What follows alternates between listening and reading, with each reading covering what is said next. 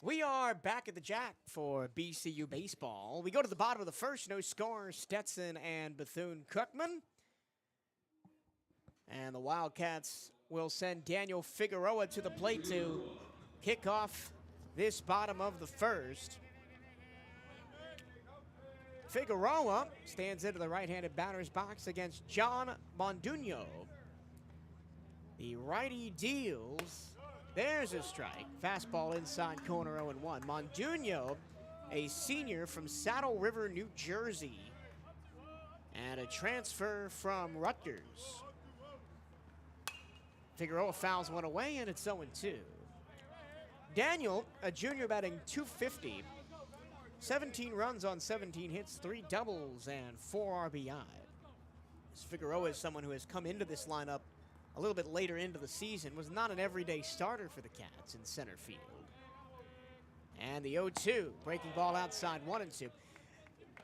Coach Hernandez and this staff have almost had to work around the Jorge Gonzalez Fabo situation to kind of work with this lineup, because Fabo was in center, and now he's at third because of the injury to Villafane, and Villafane was leading off, and now he's hurt, so Figueroa comes in. He grounds one towards third, scooped by Barquette, and throws across the diamond for out number 1.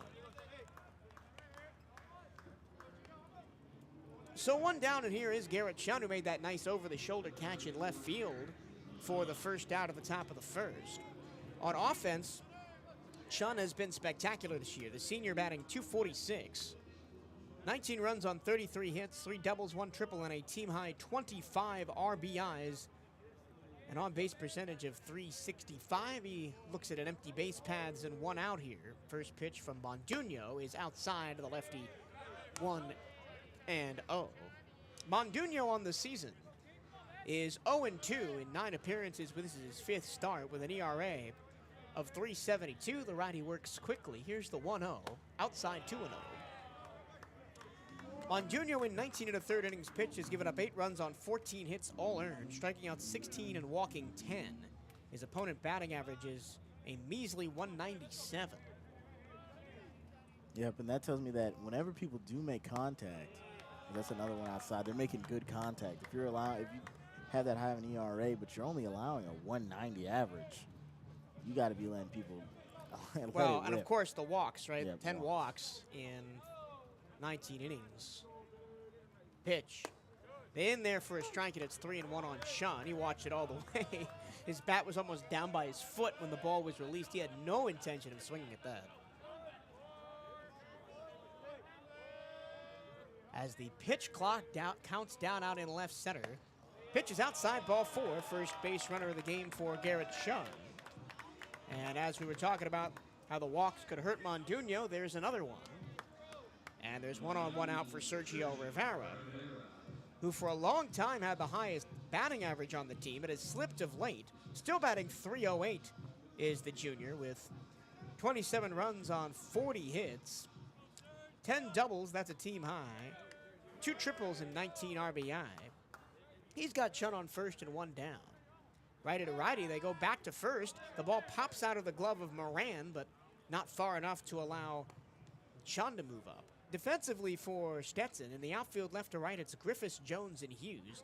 Infield, Barquette, Mayola, Desero, and Moran around the diamond left to right. Cueto's the catcher, and then Monduno the pitcher. As we await the first delivery to Sergio Rivera, here's the pitch. Slices through the strike zone with a slider, and it is 0-1. Rivera swung a hot bat through non-conference play and the start of conference play, had a terrific series against Alabama A&M, and then cooled off the last 2 weeks against Jackson State and Alabama State. Here's the 0-1. Inside, it hit him. And 2 free passes in a row given up by Monduno, and there's 2 on, 1 out for Jose Gonzalez. Yep, plunked him. We could hear it all the way up here in the press box. And that one got him right between the numbers. In the back of the jersey. That'll bring up Jose Gonzalez, who is statistically the best hitter on this Wildcats team right now, batting .353. 21 runs on a team-high 41 hits, 3 doubles, 2 triples, 1 homer, and 23 ribbies. An on-base percentage of 64-65, and the first pitch is a ball, 1-0. And now the Wildcats have Stetson in the exact same situation they found themselves in at the top of this first inning. First and second, one out after 2 walks. The only difference was the Hatters had 2 base hits. Here's the pitch. Breaking ball in there for a strike, and it's 1-1.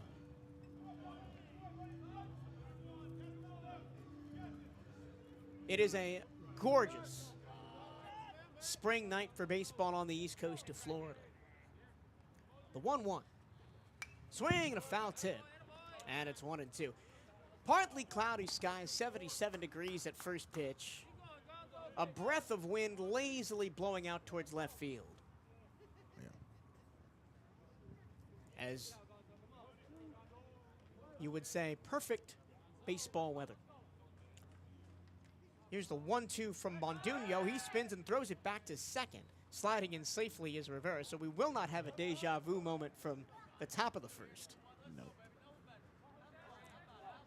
A little bit closer to second base. There'll be a long look in from Mondunio to Jose Gonzalez, the count 1-2. With 2 on, 1 out, bottom 1. Here's the pitch. Swing and a foul tip right at home plate. And Gonzalez stays alive. It was another slider that broke away from the righty. Mondunio, I've seen fastball, change-up, slider so far.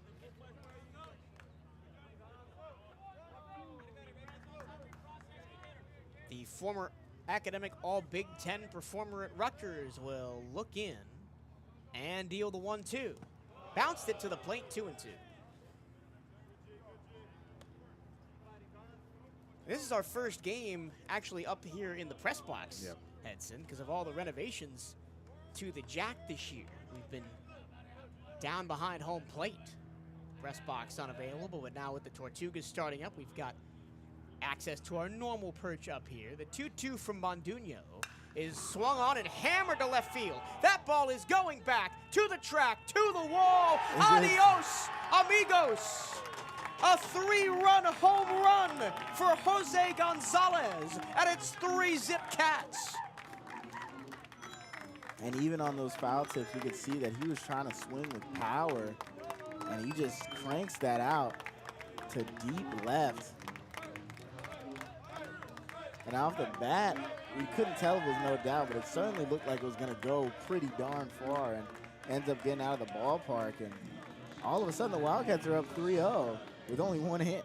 Second home run of the season for Jose Gonzalez, and it's a big one. 3-0 Bethune-Cookman, and here's Manny Sufrain. First pitch to the left-hander, chops it to third. Barquette fields and fires, 1 pitch, 2 away. Though I didn't get to talk about Sufrain. We'll talk about him next time. That'll bring up Jorge Gonzalez-Febo. Gonna say Manny Sufrain, a power guy. Maybe look to replicate what Gonzalez-Febo did, and well, didn't work to his favor that time. First pitch swinging, just bounced one harmlessly to third. Here's Jorge Gonzalez-Febo, the freshman, batting .224. This is a righty-to-righty matchup, and the pitch. Inside, and hit him on the arm guard. And another free pass, the third of the inning for Mondunio. And you talked earlier this inning, Henson, about the stats, right? Not allowing a great batting average against, but has given up a ton of runs, and that's how. Walk, walk, walk, home run. Yep. Can't really hit him, but he can't hit the zone. And when he is hitting the zone, it looks like it's in good places to hit. And at least so far. And now here's Jorge Rodriguez, the catcher. Junior batting .261. 2 outs, 1 on, bottom of the first, 3 already in. And a check swing, strike 1 on a fastball outside corner. Rodriguez, a junior, batting .261. 11 runs on 18 hits. 5 doubles, 2 homers, and 7 RBI. Pitch. There's one right down the middle. No swing, and it's strike 2. Yep, and Mondugo looks like he's just trying to get out of this inning now. 2 solid strikes, and it's going to be interesting to see what his approach here is. 0-2. This will be the 20th pitch of the inning from Mondunio. And he deals. Outside, runner goes. Here's the throw down to second. Not in time, and it's a stolen base for Jorge Gonzalez-Febo. So now there's a runner in scoring position with 2 outs. And Rodriguez will look to bring home his 8th RBI of the season. Rodriguez, one of the top slugging percentages on this team at .420.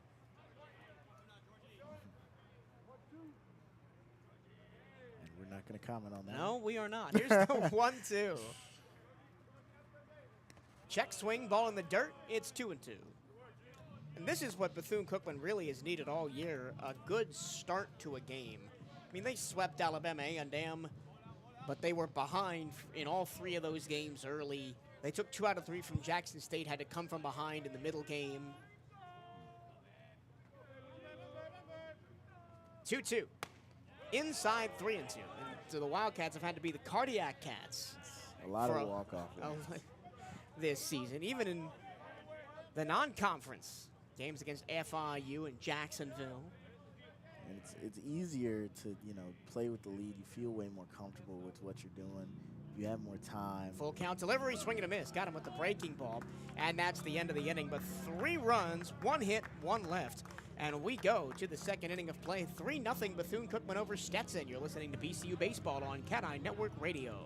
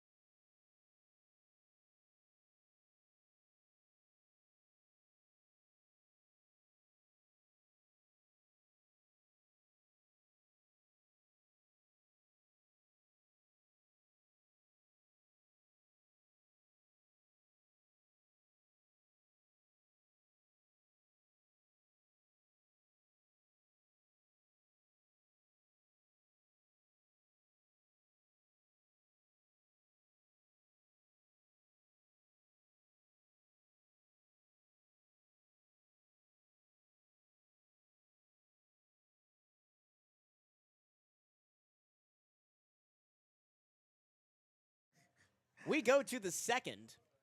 It's 3-0 Bethune-Cookman after the 3-run home run by Jose Gonzalez.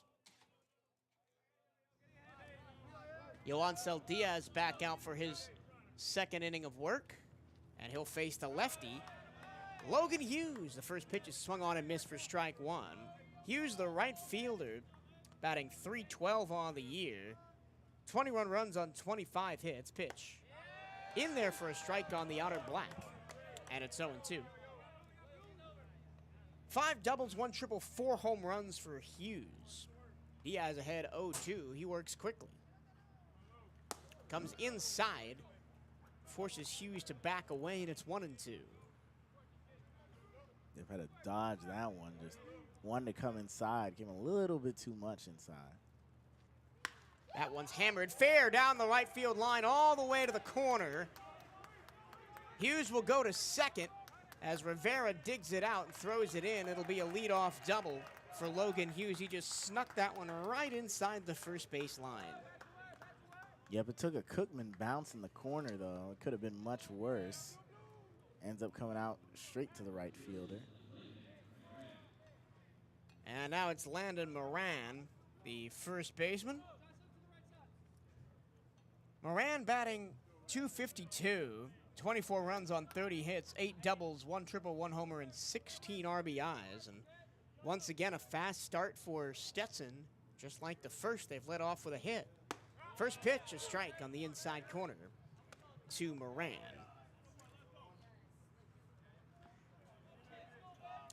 Johansel, a batter, or a pitcher rather, that relies on his breaking ball a lot. Here's the 0-1. Swung on and hit high in the air to right field and deep. Going back, Rivera, he's at the wall, it is gone. And just like that, it's 3-2. A deep fly. Way over the right field wall. And the second home run of the season for Landon Moran. And there was no doubt off the bat. It just kept going. And all of a sudden, that 3-run lead that the Wildcats had is now just one. Yeah, 3-2. But it's still a lead. 3-2. Here's Lorenzo Mayola. First pitch, a strike from Diaz. And already we've got some arm action going in the Wildcat pen. I wouldn't be surprised if we see 5-6 pitchers from the Wildcats tonight. Breaking ball, there's a strike. And it's 0-2. Mayola batting .294, 32 runs on 40 hits. 2 doubles, 3 homers, and 27 ribbies, and the pitch outside, 1-2. And Diaz has done a good job early on in this game of starting ahead in counts, throwing first and second pitch strikes, challenging hitters. But sometimes when you challenge a hitter, it gets sent back the other way like this one does. Deep to center field. Figueroa tracks it to the wall. He makes the catch with his back pressed up against the green padding of the wall. Yeah, if that was hit anywhere else, it gets out. But he hit it to the deepest part of the ballpark. Pretty much 390-ish feet out. It is 400 to dead center, 317 down the left field line, 325 to right. And now with 1 gone in the inning, here is the big home run hitter of this team, Johan Desero. First pitch is skipped to the plate, ball 1. Desero batting .303, 29 runs on 37 hits, 8 doubles, no triples, a team high 8 homers, and 27 RBI, outside ball 2. As I mentioned, we do have the pitch clock active today. It is situated in left center next to the batter's eye. Outside breaking ball 3-0 from Diaz. We get to see it. We don't have to try to keep mental count. Now, 3-0 in there for a strike, 3-1. It's not that we haven't had a pitch clock before this game, but it was kept on the field by the umpires. A sky-high pop straight out of play over our heads, and it's 3-2. So nice battle back from Diaz after a 3-0 count. Wide to lefty, the senior deals. Swing and a miss. Got him on the outside corner. That's a beauty. A great pitch. You could hear the air that was hit by the bat there. And that's a good job, you know, kind of coming back after giving up that 2-run homer to get those 2 outs in quick succession. Yeah. And Desero, kind of Manny Sufrain-esque 3-2 outcome guy, has the most home runs on the team, but also the most strikeouts. That was his 33rd of the year. Slider strike from Diaz as the return ball from Gonzalez goes over his head and into center field. Thankfully, nobody was on base. No. This is the 9-hole hitter, Evan Griffiths, batting .206. Righty to righty, the 0-1. In the dirt on the outside, and it is 1-1. Griffiths, 16 runs on 14 hits, 3 doubles, a triple, and 4 home runs. Also 10 RBI, fastball down the middle for strike 2. And I think if Diaz gets out of this inning without any more damage and we go to somebody else, I think the coaching staff will be happy with it. Ground ball to the shortstop. Cordova on one hop, throws across the diamond, a stretch from Sufrain in time, and that ends the inning. 2 runs, 2 hits, and nobody left. And we go to the bottom of the second. It's 3-2 Wildcats here on CatEye Network Radio.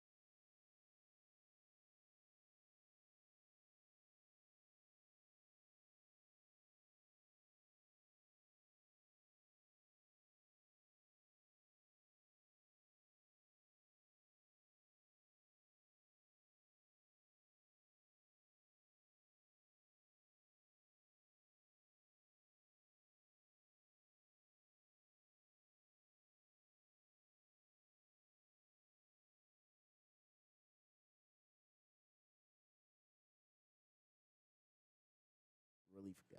All right, we are back at the Jack. BCU baseball. Wildcats lead 3-2 over the Stetson Hatters after we went to a baseball game and a home run derby's broken out. All 5 runs scored on home runs through the first inning and a half. This will be Jorge Rodriguez to bat against the brand new pitcher for Stetson, Dylan Jacobs. And his first pitch is a fastball strike inside corner. Correction, this is Ramses Cordova. And a little bit of zip on this fastball. Jacobs, the lanky righty, listed at 6'1", deals one low, and it's 1-1. Cordova batting .207, the junior. 14 runs on 19 hits, 1 double, 1 homer, and 12 RBIs. Hit that lone home run in the win over North Florida about a month ago. Here's the 1-1. Swinging a drive, left field and deep. Going back Griffiths to the track, to the wall. Adios, amigos. Everybody brought their power bats tonight. A solo bomb to left for Ramses Cordova, and it's 4-2 Wildcats. And even off the bat and tracking back, we didn't think that was going to lead the park. And neither did the left fielder for Stetson until the ball just didn't have any more room to run. The wind, what little there is going out towards left. And I'm pretty sure that helped. 4-2 Wildcats. First pitch, a fastball strike to Colton Olison, a senior batting .200. 11 runs on 20 hits, 5 doubles, 9 RBIs for Olison. He watches one upstairs 1-1. This is the wildest start to a game I think we've had this year. Yeah. And if you're Jacobs, that is the absolute worst way for your relief game to start. You know, usually a starter is Jacobs, has pitched in relief a couple times this season, but giving up a homer to the first guy you face. Here's the 2-1. In the air, left field, not deep. Moving over Griffiths. He'll make the catch on the move, 1 down. And that'll give us back to the top of the order with Daniel Figueroa and give us a chance to talk about Dylan Jacobs.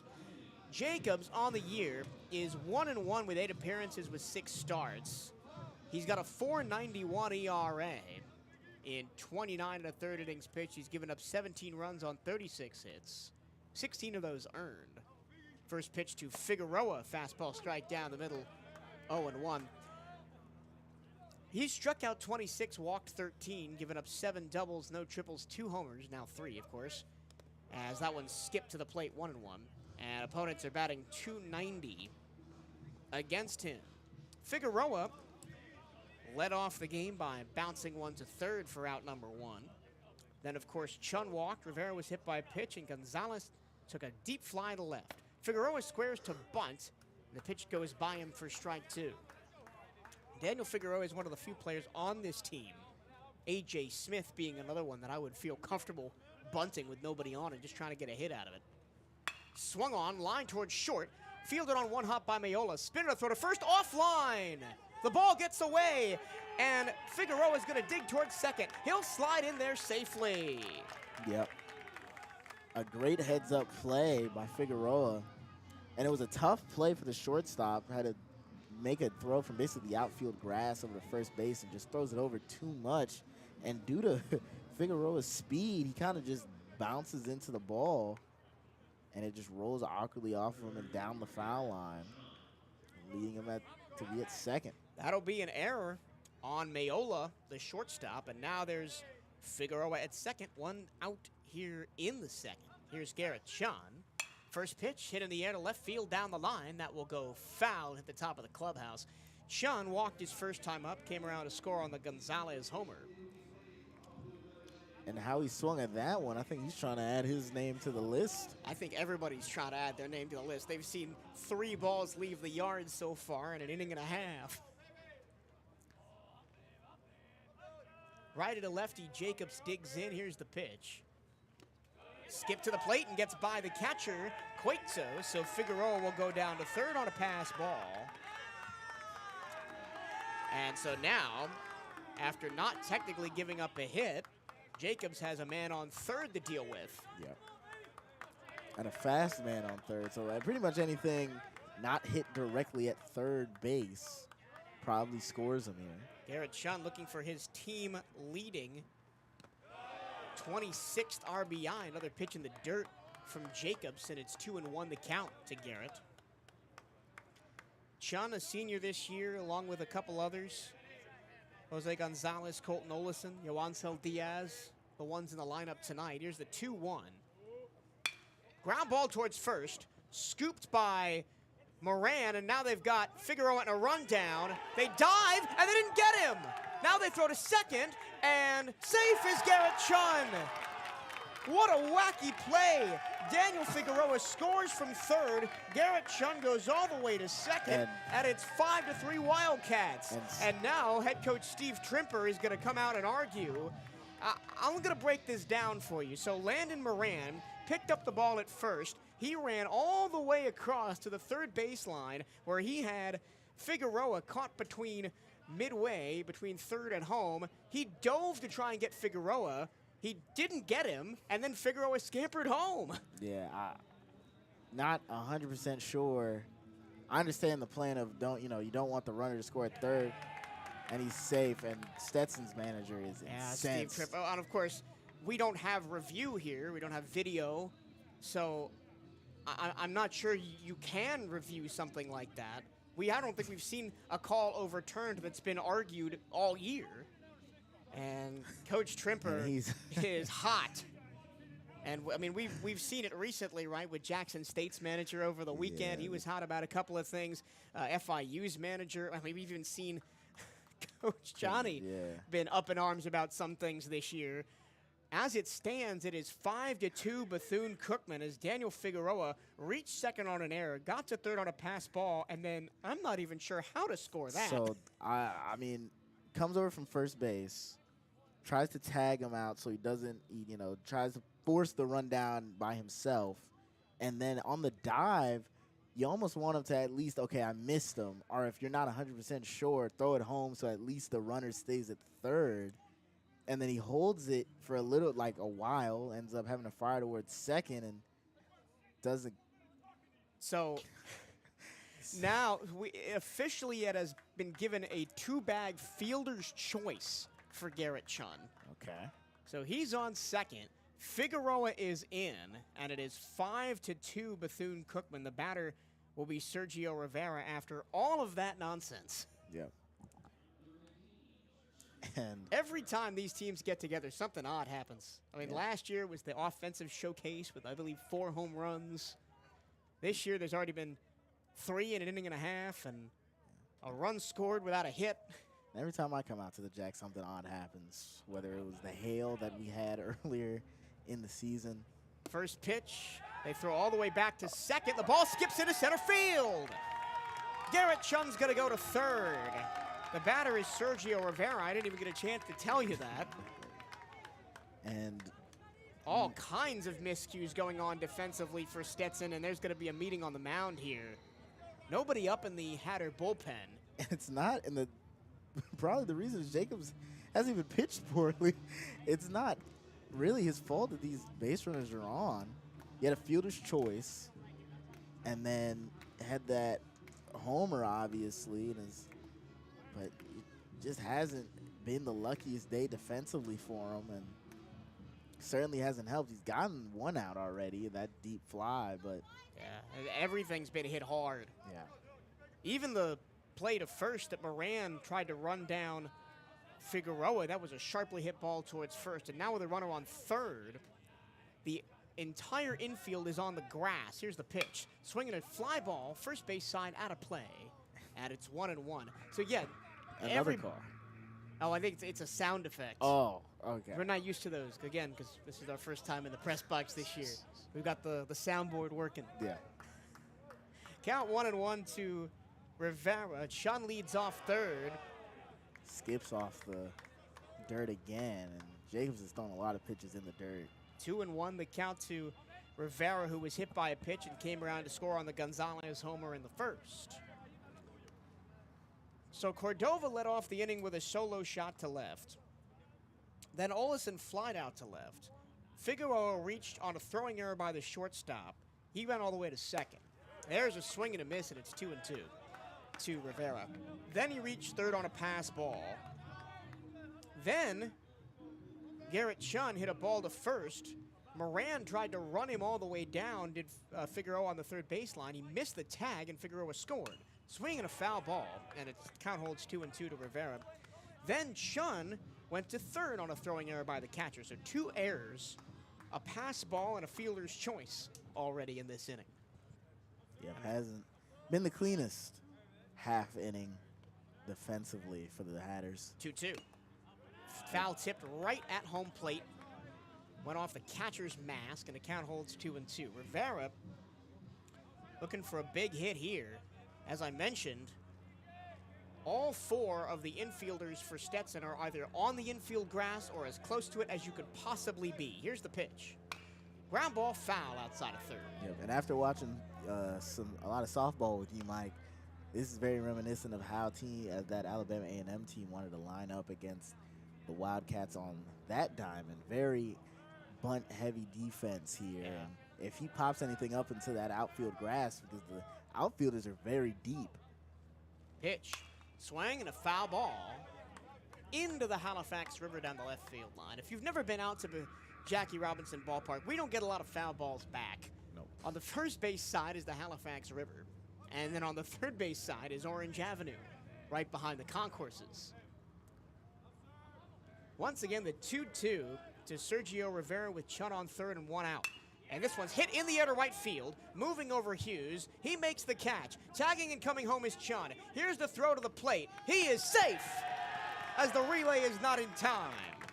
Chun scores on the sac fly by Rivera, and it's 6-2 Bethune-Cookman. He put it perfectly where his base runner could score from third, and now it's a 6-2 lead for the Wildcats. 2 outs in the inning. And up comes the home run hitter. Jose Gonzalez. The first one. And you got to clarify as he hits one in the air to left field, not deep, all the way over the center fielder Jones in the shadow of the scoreboard makes the catch. But the Wildcats eat up on Dylan Jacobs. 3 runs on 1 hit, 2 errors, and nobody left on. And we go to the third inning of play here at the Jackets. 6-2 Bethune-Cookman here on CatEye Network Radio.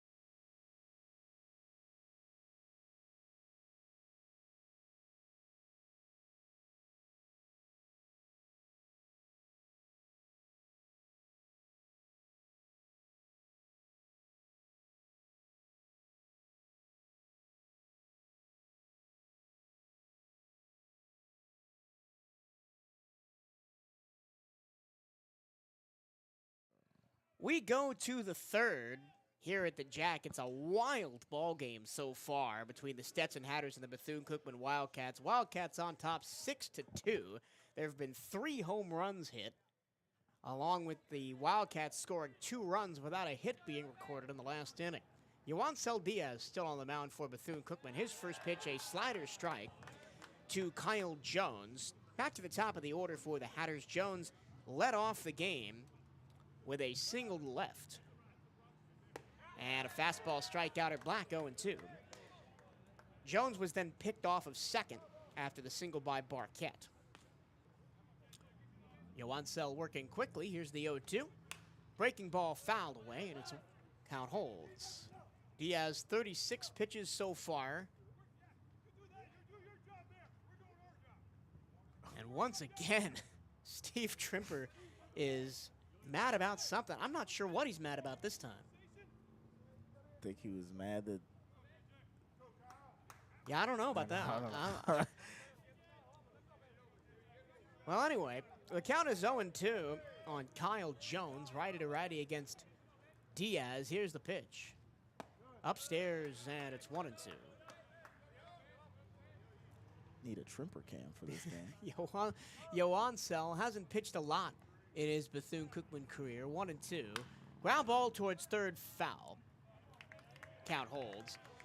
But crucially, maybe had the biggest outing of his career in the SWAC tournament last year against Grambling State in the semifinals.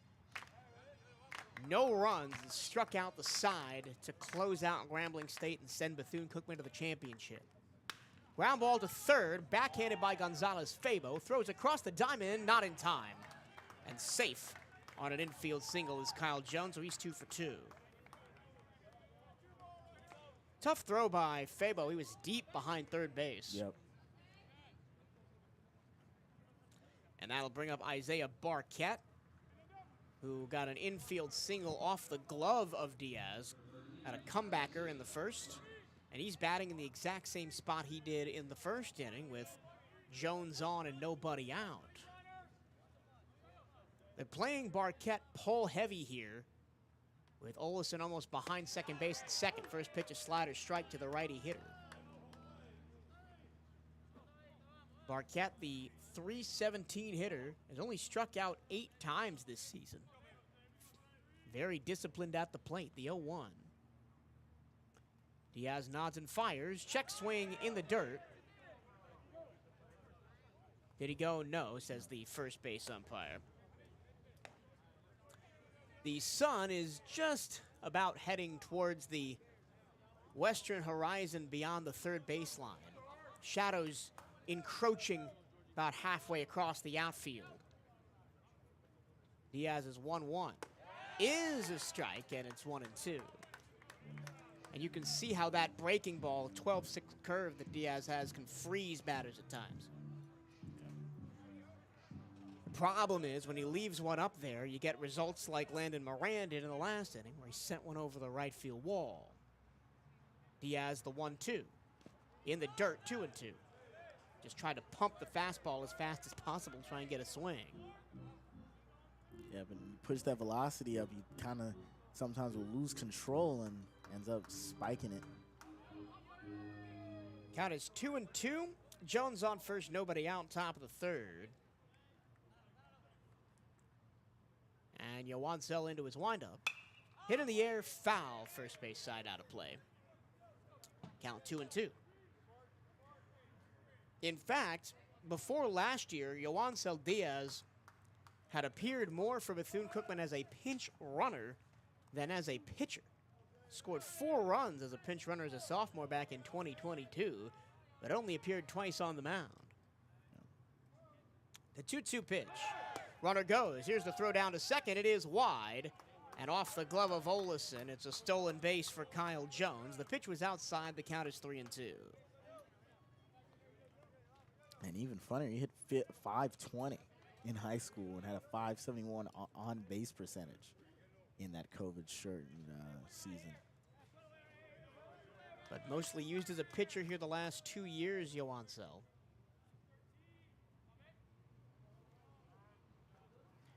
Pitch, high ball 4, and once again, as in the first, Joansel Diaz is facing 2 on and nobody out. And the Wildcats, I believe that's Dylan Vega, who is warming up in the left field bullpen. It'll be Gio Cueto, who hit a high fly ball to left. Back in the first, it was basket caught over the shoulder by Garrett Shunn. And time is called. That might be the end for Yo-Yo as Coach Hernandez comes out to talk to him. Diaz put up 51 pitches tonight. I believe that is his season high. It is indeed. Previously, he threw 49 against Stonehill in 2 2/3. First game of the season. Yeah. So a pretty long outing for normally somebody in Yoancel Diaz, who is a stopgap, one-inning guy. Come in, get 3 outs, change up speeds. If they've been seeing mostly the fastball, you look at the curveball and the changeup from Diaz. And he will relinquish the ball after giving up 2 runs on 4 hits, and walking 1. And he will give the ball up, and the new pitcher will have first and second, nobody out to deal with. Kyle Jones led off the inning with a ground ball to third, which Jorge Gonzalez-Febo could not deal with in time, and then Isaiah Barquette just walked.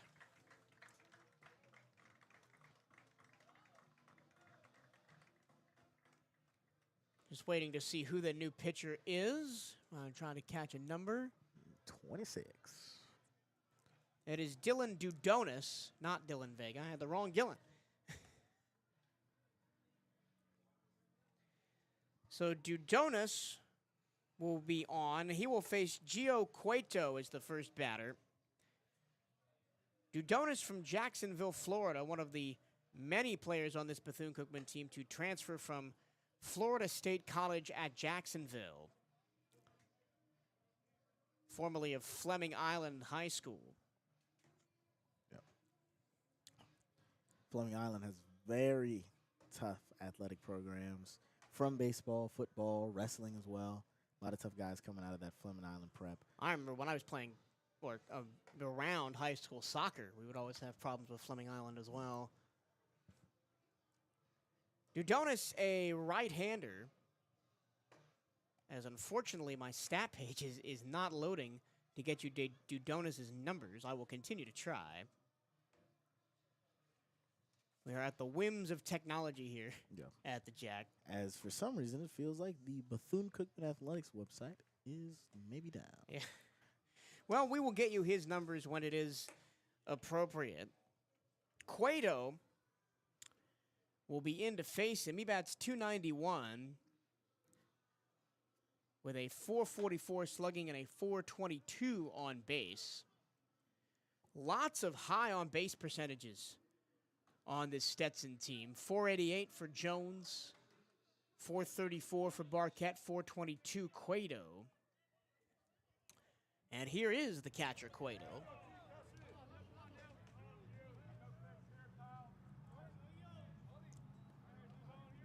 The junior from Miami, Florida, digs in to face Dudonis.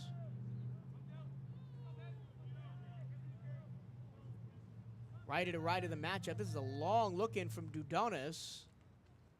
And we're going to have a break in the action as the pitch clock is turned off. I think the home plate umpire needed to readjust his mask. He has now done so. And we are back to action. 2 on, nobody out. Wildcats lead 6-2.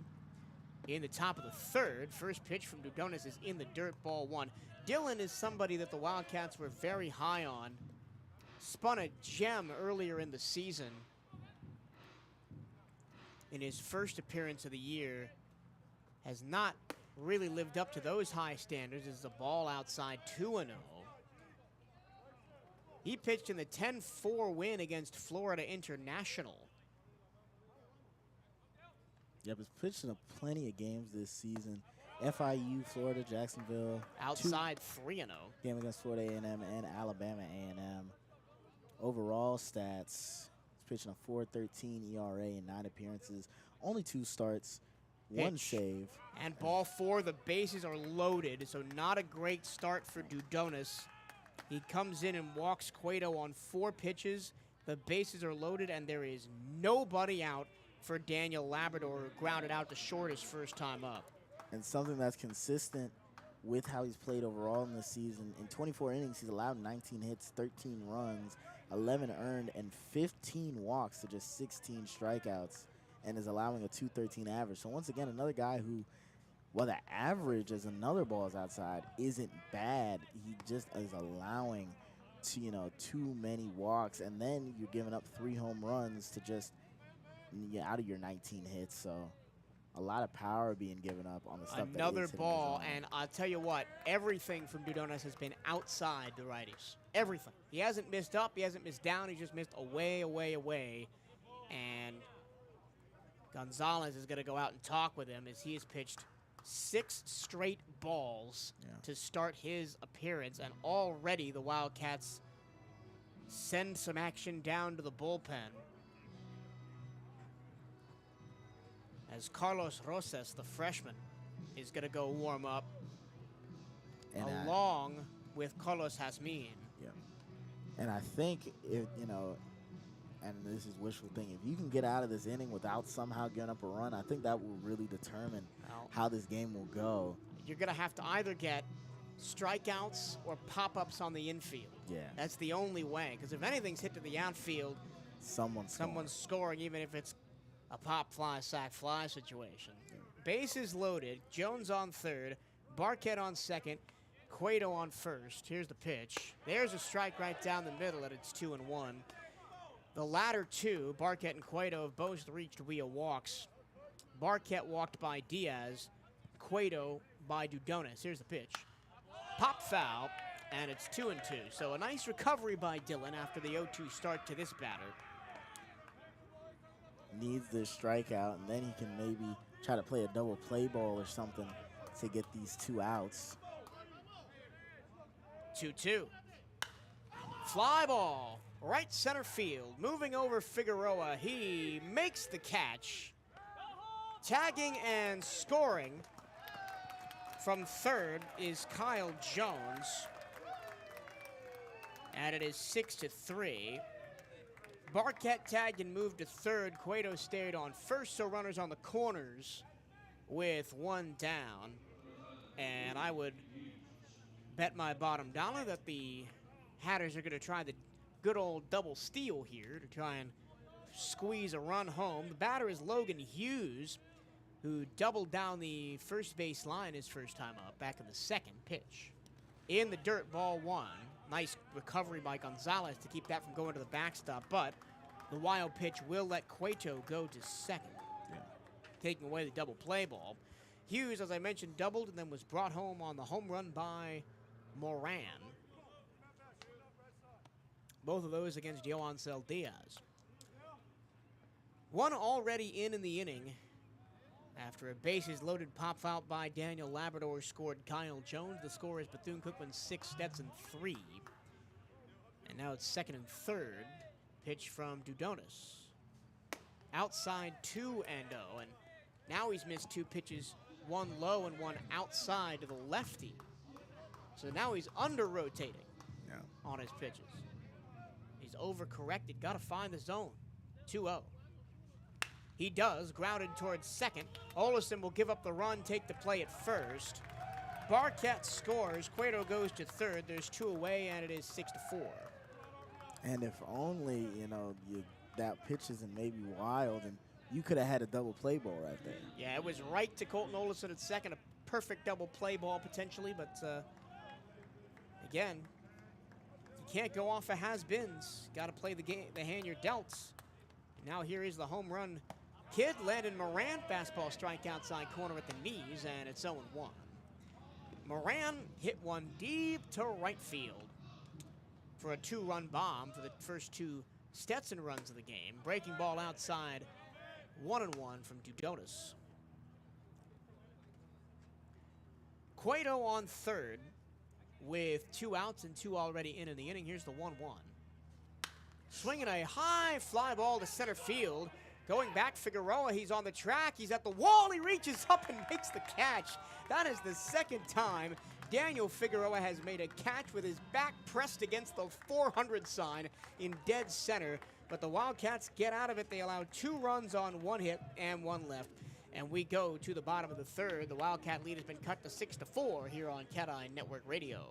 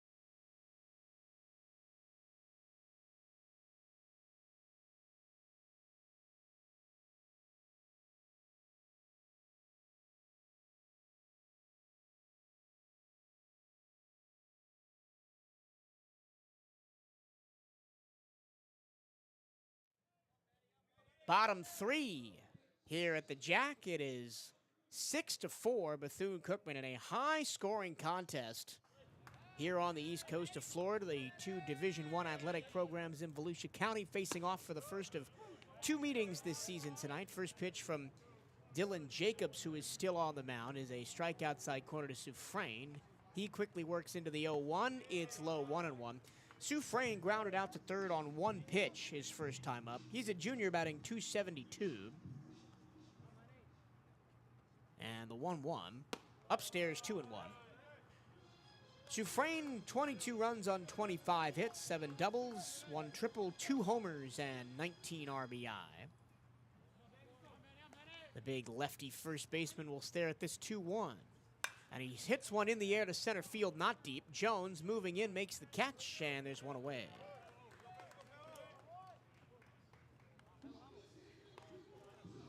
So across the inning break, 3 straight outs to center field. Center fielder is getting work. And here's Jorge Gonzalez-Febo, who back in the first was hit by a pitch, stole second, and then was stranded there. First pitch to him, ground ball foul back into the BCU dugout on the first base side. Pretty good crowd out here today for the two Volusia County programs. The 0-1, Febo fouls another one off, this time to the third base side, and it's 0-2. As you said, a beautiful day for baseball. Two Volusia County teams. Stetson right down the road in DeLand. Jacobs trying to get Febo. Here's the 0-2. Fouled away as Febo protects the plate. Count holds. Jorge swinging a bright orange bat tonight. Something I love about the college game. They still use the metal bats, so a lot of creativity in the designs. It's not just wood. Jacobs is 0-2 again. He deals.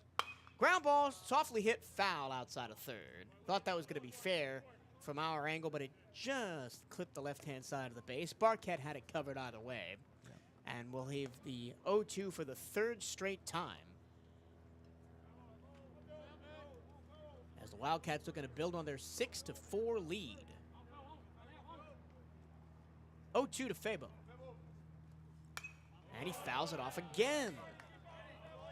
He has fouled it off every direction possible. Left, right, dribbled her down the left, dribbled her down the right, straight back.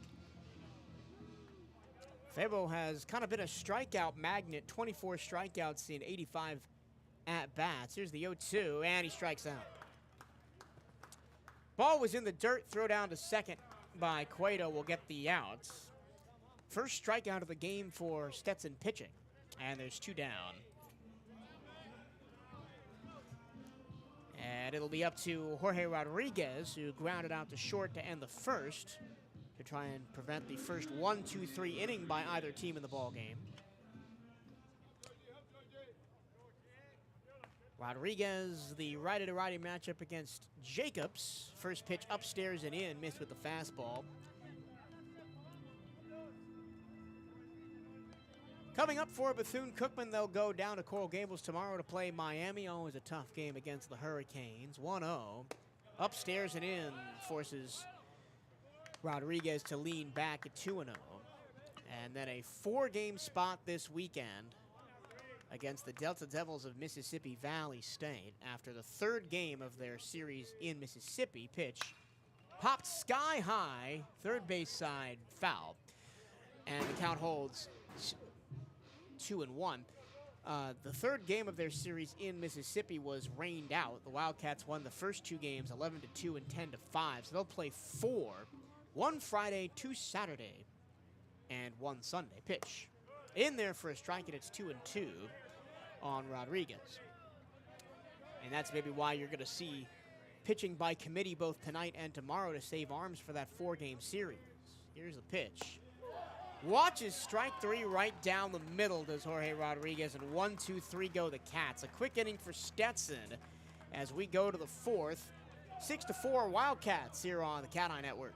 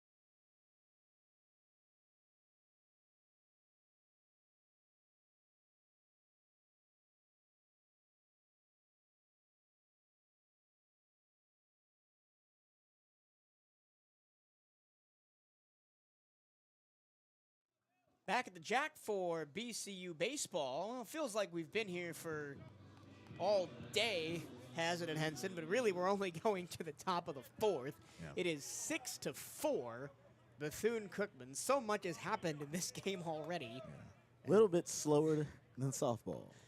As Dylan Dudonis starts his first full inning of work with a fastball strike outside corner. This is Lorenzo Mayola, who flied out deep to center field his first time up. Figueroa had his back against the wall when he made that catch, and he hits another one sky high to shallow center. Going out, the second baseman, Colton Olesen, squeezes it for out number 1. That may be the simplest out that the Wildcats have gotten so far. Except maybe the strikeout of Desero back in the second. Popped out as pretty much as high as you can really pop it. And a nice job by Olesen to track that through the setting sun. Here is Johan Desero, who struck out his first time up. First pitch low from Dudonis, ball 1. I mentioned right at the end of the last half inning, the Wildcats have a 4-game set coming up this weekend. Pitch. Upstairs, ball 2, 2-0. But then they'll have no midweek game next week. They're making up for it by playing 2 this week. And then they travel to Alabama A&M April 26th to 28th. Ground ball up the middle, base hit. Just past the glove of Dudonis on the mound and squeaked right through. Yep. Wildcats will be home for the last couple of days of the semester. School ends on the 23rd. Well, last day of classes. Graduation is held on May 4th. Yeah, the baseball season goes deep into the summer, especially if you make it far. Southwestern Athletic Conference Tournament, May 22nd to 26th. Last year, the Wildcats went all the way to the finals before falling to Florida A&M. And then, of course, if you make the national tournament, you can play into June. There's a big swing and a miss at a breaking ball. Evan Griffiths is the batter. 1 out, 1 on. Griffiths grounded out to the shortstop to end the second. His first time up. Righty to righty. Here's the 0-1. Ground ball to third. Diving off the glove of Fabo and into shallow left. Stumbling as he rounds second is Desero. So he can't make it to third, but it's another base hit for the Hatters. 8-9 both get on with 1 out. And it'll be the top of the order. Here's Kyle Jones, who singled and scored in the third. Yeah, making sure that the runner on second is okay. Yeah, Desero took a big spill. He saw that ball hit off of Fabo's glove and going to left. He tried to take third, and if he hadn't fallen down, he probably would have been there.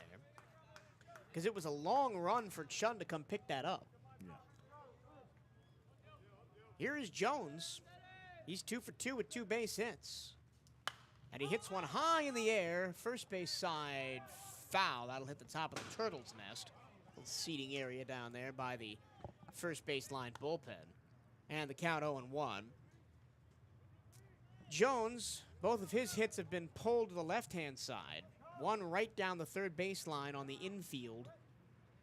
And Febo couldn't make the play to first. That was in the third, and then he grounded one between the second and third baseman back in the first, and he grounds one to third. On to second for 1. On to first. It's a double play. 5, 4, 3, and a beauty. And the Wildcats get out of the inning. No runs, 2 hits, 1 left. And we go to the bottom of the fourth. Still 6-4 Bethune-Cookman here on CatEye Network Radio.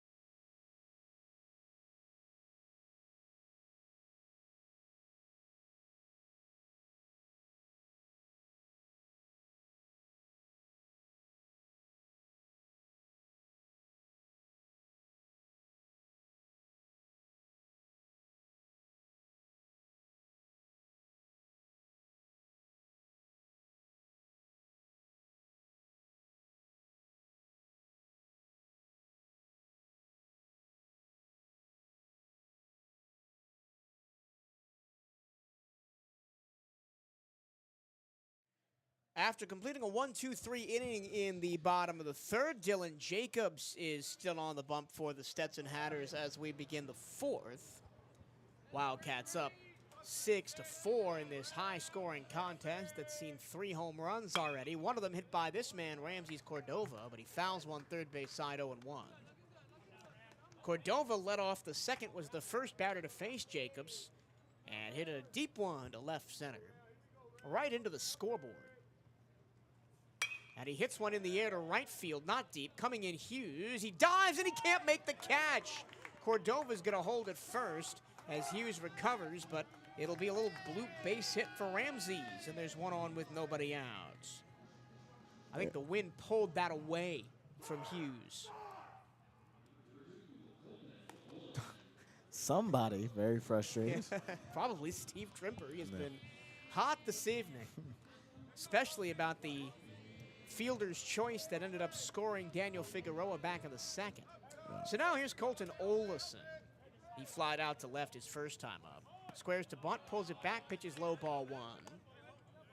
Olison, somebody in need of a good stretch at the plate. He's batting .200 right now.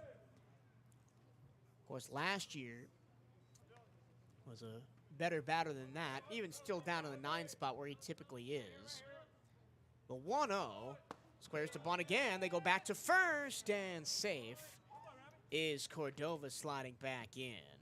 They're really trying to move Ramses over as Olison has squared to bunt twice. Both pitches have been low.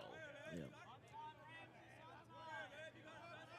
The third baseman, Barquette, playing well in on the infield grass, almost even with the mound. Here's the 2-0 from Jacobs. Olison this time does put the bunt down first base side, but it will roll foul. Took a bad hop off the turf, and it is turf. No grass here at the Jack. Nope. Everything is turf except for the area around the plate and the mound. The infield, while it is dirt colored, is the same stuff that the outfield and infield grass are made of. And it can be an unforgiving surface to play on. After that foul ball bunt, the count is 2-1. Olison will watch one in the dirt. Cordova goes to second. Here's the throw. He is out. A great throw by Cueto, and Cordova is caught stealing for out number 1. Great throw, not a great jump by Cordova. Yeah, it kind of looked like he hesitated mid-stride as an argument between. And now the Stetson coaching staff is arguing that Colton Olison made contact with Cueto as he was trying to throw out Cordova, and he should be out. Count is 2-2.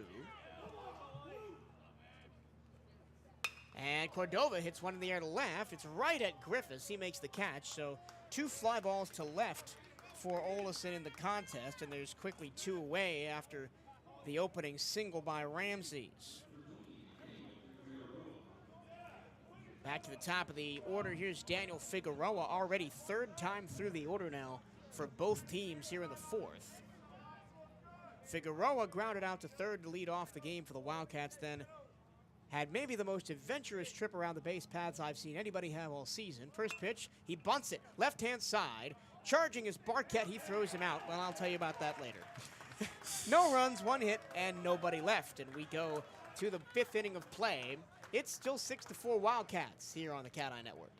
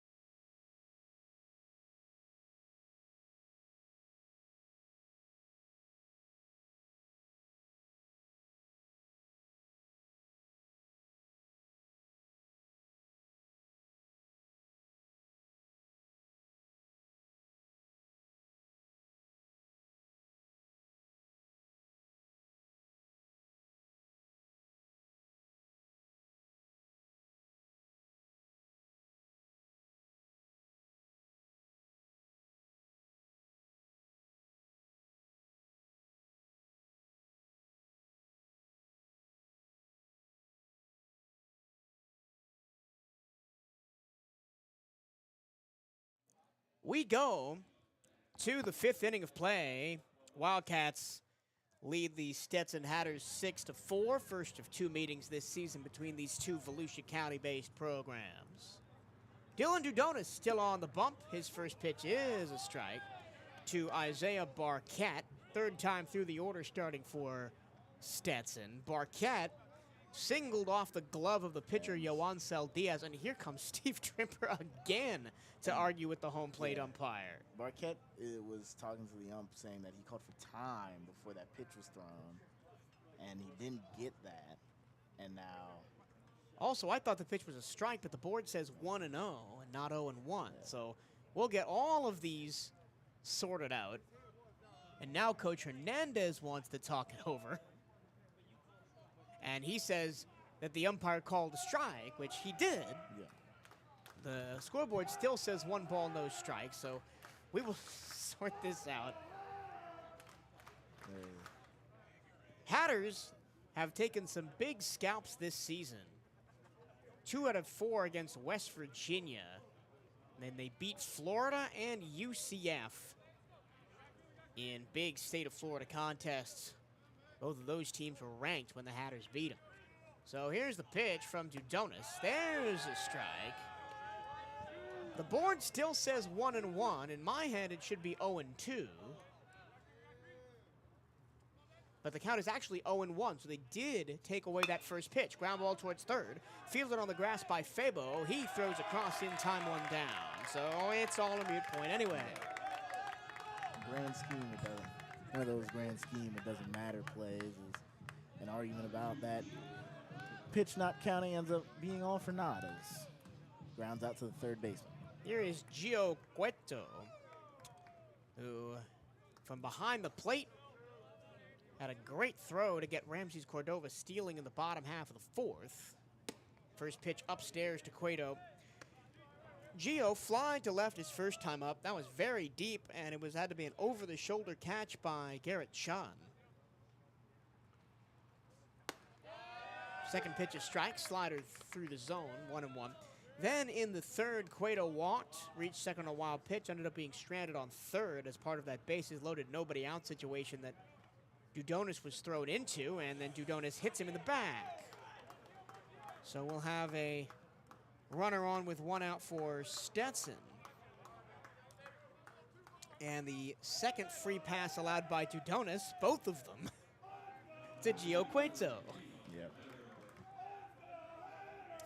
We got a Let's Go Hatters chant started up down there. I saw a fair few Hatters fans when I was coming in today to do the game. It'll be Daniel Labrador, the designated hitter. Labrador, 0 for 2. Ground ball to shortstop in the 1st, then flied out to deep center in the 3rd. Daniel hit 2 home runs in a game in this ballpark last year. The Wildcats ended up winning that one. Breaking ball, a strike outside corner. And it's 0-1 from Dylan Dudonis, who's settled down a little bit after rocky starts in both the 3rd and 4th. Another double play would be great for him. 1-on-1 out pitch. Fastball outside, 1-1. And they got that 5-4-3 double play to end the 4th when the Hatters had 2 on, 1 out. The 1-1 to Labrador is a breaking ball that crosses the plate on the outer black, and it's 1-2. Got a lively crowd here this evening. That one was close, but I think it did catch the front of the plate. Yeah. Well, from our angle, basically right on top, looking down at home plate. Here's the 1-2 in the opposite batter's box, wastes a pitch, and it's 2-2. I don't mind that. Trying to get Labrador to chase. But now you don't want to throw another ball and put yourself in a 3-2 count. You got to attack that batter here. Dudonis to Labrador, the 2-2. Fastball outside, barely, 3-2. Not a bad spot, just missed the plate. Yep. And Labrador is real old school, no batting gloves. Yeah, no batting gloves, he's a big guy, Labrador. And pitch. Deep fly ball, left field and foul. That was hit an absolute country mile, Oh but my in the wrong goodness. direction. That ball, I don't think. That made the river without bouncing on the concourse. Yeah, that was incredible. That might have made it to international. But just a loud strike. Count holds 3-2. Here's the pitch from Labrador. Breaking ball, chopped foul to the BCU dugout. Count holds again. As Labrador is trying to kill this baseball. Dylan Dudonis up to 31 pitches in his third inning of work after coming in relief of Yoancel Diaz. The Wildcats have one pitcher standing in the bullpen, not throwing. Pitch. Breaking ball. Strike 3 called. Throw down to second, and stealing second is Cueto. Nice, beautiful slider that caught the inside corner for strike 3. Labrador down looking. Yep, doesn't get the bang bang, but it does get a bang.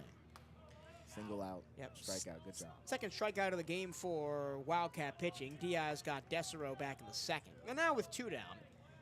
And Cueto on second. Here's Logan Hughes, who doubled down the first base line into the corner in the second. And then grounded out to Colton Olison at second in the third. And he chops one, slowly foul down the first base line. That stays fair, ends the inning. And we talked about the turf field here at the Jack, but it plays very true to spin. You're not going to get a lot of odd hops where dirt or grass, little imperfections would kick the ball in a weird direction. But what it does do is make it very fast to play balls off the hop. And we've seen a lot of issues, especially with teams coming in like Alabama A&M. Here's the 0-1. Chop foul right at home plate, 0-2. Like Alabama A&M, who made a ton of throwing errors in that series because they weren't used to the speed the ball hops up on you. Yeah. 0-2, 2 outs, Cueto on second. Dudonis the pitch. Upstairs, 1-2. Wasted up by the bill of the helmet. The sun has now gone fully beyond the horizon. Just a pale blue glow is left, fading to a dark purple all the way left to right across the sky. The 1-2, and he hit him. Came inside and got him on the arm. And now there's first and second on the second hit by pitch of the inning by Dudonis. And that'll bring up the home run hitter for Stetson, Landon Moran. Yep. Would be the go-ahead run, Moran. Cueto and Hughes on, both after hit by pitches. 2 outs, pitch. Hit in the air to right field and deep. Going back, Rivera to the wall, and it bounces over the wall, ground rule double. Rivera completely misplayed it, but we have a tie ball game. Rivera, as I said, completely misplayed it. Was at the wall waiting to catch it, and it bounced about 10 feet to his left. Yeah. But bounced over the wall. And that's the first time I've really seen anybody lose a ball here. So Cueto scores from second. It's only a ground rule double, so Hughes does not score from first. He goes to third. It is 6-5. An extremely lucky break. That ball bounces over. There's a slider strike, first pitch to Lorenzo Mayola. Yeah, the other thing about the turf is it does lead to a lot of ground rule doubles on balls like that because you don't get a ball that hits off of the dirt or the grass and just buries itself. It's basically rubber pellets over concrete. So the count is 0-2 on Lorenzo Mayola. 1 already in the inning, and Dudonis deals in the dirt, 1-2. We talked about this on softball over the weekend, Henson, about getting ahead of the count and then nibbling. And then eventually falling behind and walking guys or having to throw easy pitches. 1-2. Foul back to the screen, count holds. So Mayola in the game crushed a home run to deep right center. and then hit a ground rule double to almost the exact same spot in right center. Yeah. And then another field probably gets a triple out of it. As a strike 3 call, they go down to first after Gonzalez drops it, and that's the end of the inning. 2 strikeouts in the inning for Dudonis, but a run on 1 hit and 2 left. And we go to the bottom of the 5th. Wildcat lead has been cut to 1. It's 6-5 Bethune-Cookman over Stetson here on CatEye Network Radio.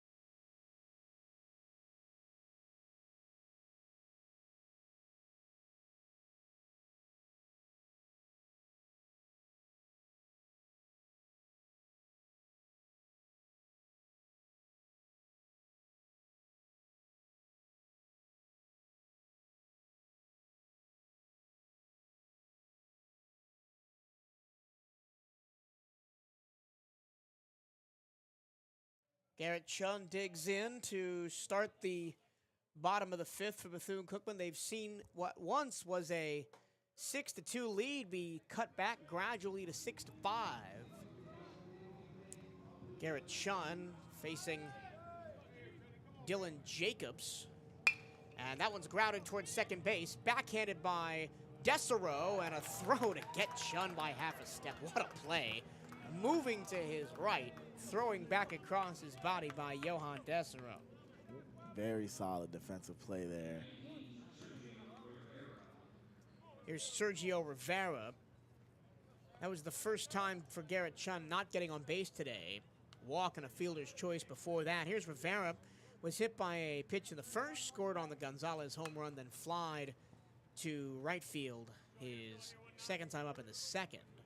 After the first 2 innings where the Wildcats scored their 6 runs, they have gone 1-2-3, 1-2-3 with only 1 hit and the caught stealing by Ramses Cordova. So Dylan Jacobs has settled in nicely. The 0-1 off the end of the bat foul, 0-2. And after those first 2 innings, I thought we were going to be in for a long night. We still could be. But the Stetson defense has locked in. Fouled away again by Rivera. Count holds 0-2. And obviously Stetson home to a myriad of major league pitchers. Jacob deGrom and Logan Gilbert being some of the, and Corey Kluber being some of the most recent names out of that storied program. 0-2, ground ball towards third. That's a fair ball down the line and past the diving glove of Bartlett and into the corner. Wait, no, it's a foul ball. Well, I thought that skipped over the base. That was fair. Well, it was called foul, so that rips a double away from Sergio Rivera, because from our angle, that was clearly fair. We have to, of course, default to the call on the field, but that's a brutal call. Yeah. For BCU. 0-2 count. So Rivera's got to dig back in. Here's the pitch. That one's up the middle for a base hit. Rivera leaves no doubt that time and smokes it right back where it came from. So there is 1 on and 1 out after all. But you were talking about deGrom and Kluber and all the rest. And lots of legendary Stetson Hatter baseball teams when I was growing up around here. Plenty of solid guys out of that, out of Stetson. So now 1 on with 1 out. Here's Jose Gonzalez. Spinning a throwback to first. Rivera slides back in. Gonzalez had the big moment of the game for Bethune-Cookman, the 3-run home run to left field in the first. And after that, he flied out to center in the second. He's got Chun on first. Correction, Rivera on first. And he swings and grounds one off the foot of Jacobson into center field. Rounding second and digging for third is Rivera. He'll be there standing up. Going to second is Gonzalez. He'll be there. And the Wildcats have second and third with one out. So 2 hard hit balls right back up the middle. It'll be a single for Gonzalez. He advances on the throw to try and get Rivera. And now an infield meeting. As everybody on the infield comes in to talk to Jacobs on the mound, Manny Soufrain will be the batter. And if it was maybe anybody else than Soufrain, I would expect maybe we might see a suicide squeeze trying to get somebody, the runner home from third, drag bunt down the first base line. Soufrain really not a guy that's going to do that. He is the consummate power hitter, and if there's any night that's people are hitting him out, it's tonight. And yep. Manny Soufrain is as good as any Wildcat at doing that. So he stands in. He's 0 for 2, ground out to third and a fly to center. And they'll come in to talk again, and this time the pitching coach will join them. The pitching coach is Daniel Latham. He's assistant to Steve Trimper, Shane Gerke, Cole Crestman, the other assistant coaches on this Stetson staff. The Hatters before the season picked 4th in the A-Sun preseason coaches poll. We're going to have a pitching change. That's the end for Dylan Jacobs. So we will get you that new pitcher as soon as we get a number. And no, doesn't look like any players were picked for the preseason All-A-Sun team out of Stetson this year. Nobody. But again, they are currently in a 4-way tie for first at 10-5 in the A-Sun. It's them, Kennesaw State, Florida Gulf Coast, and Jacksonville. And if the Wildcats can win tonight, they will have beaten 2 of the 4 teams that are tied for first in the A-Sun, Jacksonville and Stetson. Lipscomb, who is predicted to finish first, is 7-8 in conference in a 3-way tie for 6th. Yeah, have a rough out of conference schedule, 11-23, their record. As the pitcher for Stetson, we're going to try to get a number here, number 32 for the Hatters, the redshirt sophomore from Sanford, Florida, went to Seminole High School, T.J. Maloney. Maloney. Yep, T.J. Maloney, a redshirt sophomore out of Seminole, as you mentioned. He is a right-hander. His first task will be a tough one to face Manny Soufrain. Here are Maloney's season stats. This is his 8th appearance of the season. He's pitched on average of 1 inning per outing, 7 innings pitched on the season. He's given up 4 runs on 6 hits, all earned, striking out 7, walking 2. He's given up a double, 2 homers, 1 wild pitch, 2 hit-by pitches. And his ERA is 5.14. In non-conference action, he picked up wins against Maine, Fordham, and Bradley, a loss against UCF and FGCU, and then a win against USF as well. He is the 3rd pitcher that Stetson is sent to the bump tonight, replacing Monduno and Jacobs. And here is the left-handed hitting Manny Soufrain. Soufrain, first pitch to him, outside, ball 1. Despite being the big power threat in this lineup, has also drawn the most walks out of any Wildcat with 29, but he's also struck out the most with 32, so the epitome of the 3 true outcomes, as that one is low, ball 2. Yeah. Got nice zip on the fastball from Milani. A redshirt sophomore this year, TJ, with a little bend in the lead leg. Now he deals the 2-0. Check swing. Did he go? Yes, and it's 2-1. Yep, and the last time the Hatters put out a pitcher out of the bullpen. A home run was given up on to the first batter. Obviously, they will look to not have that be replicated with Manny Sufrain. Last year, Milani, there's a strike on the outer black, and it's 2-2. Milani, a 9.77 ERA in 15 2/3 innings pitched. He pitched in the loss, the 13-5 win for BCU here at the Jack, pitched 2 innings, gave up a run on 3 hits. Second and third, 1 out in the inning pitch. In the dirt, and the count runs full on Sufrain, 3-2.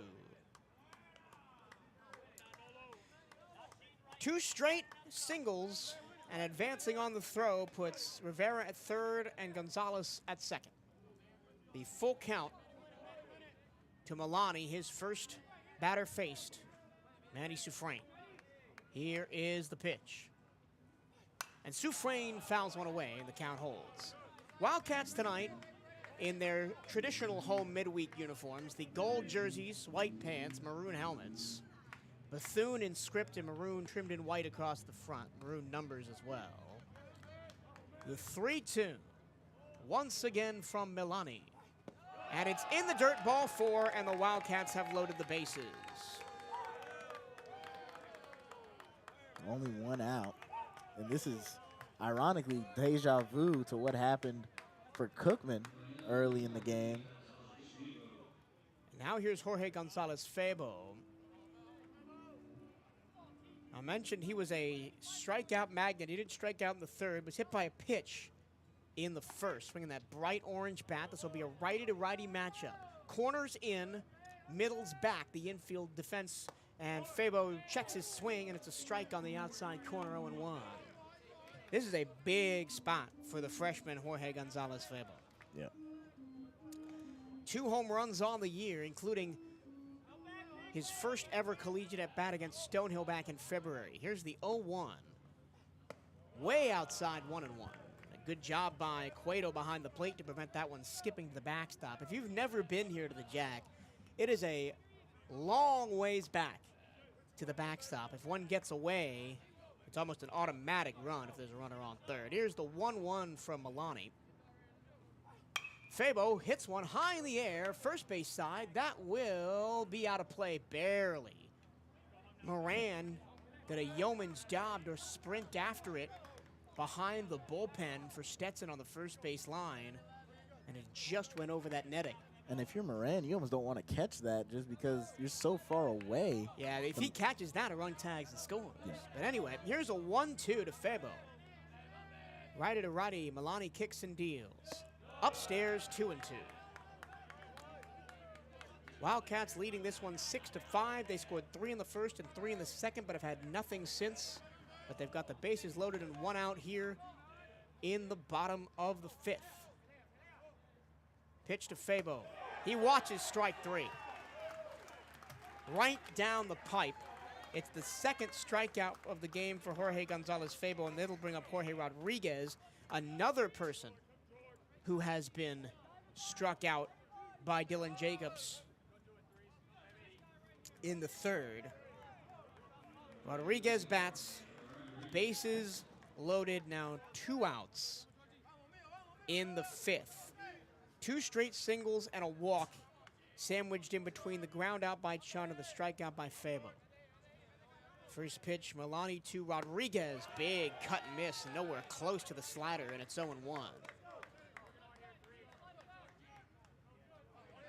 And you almost feel that if Stetson can hold here without giving up a run, they've got all the momentum going to the 6th. Yep. 0-1. Big swing and a miss again. Another ball that ended up in the dirt, and it's 0-2. You can tell that Jorge Rodriguez is so eager, the junior. He's just swaved at 2 really bad ones, the ones that probably could have been called balls if he'd laid off of them. Now Milani can really do whatever he wants. The 0-2, hit in the air to right field shallowly. Hughes makes the catch, and the Hatters hold. No runs, 2 hits, the bases left loaded for the Wildcats. And we go to the 6th inning. Bethune-Cookman 6, Stetson 5. You're listening to BCU Baseball on CatEye Network Radio.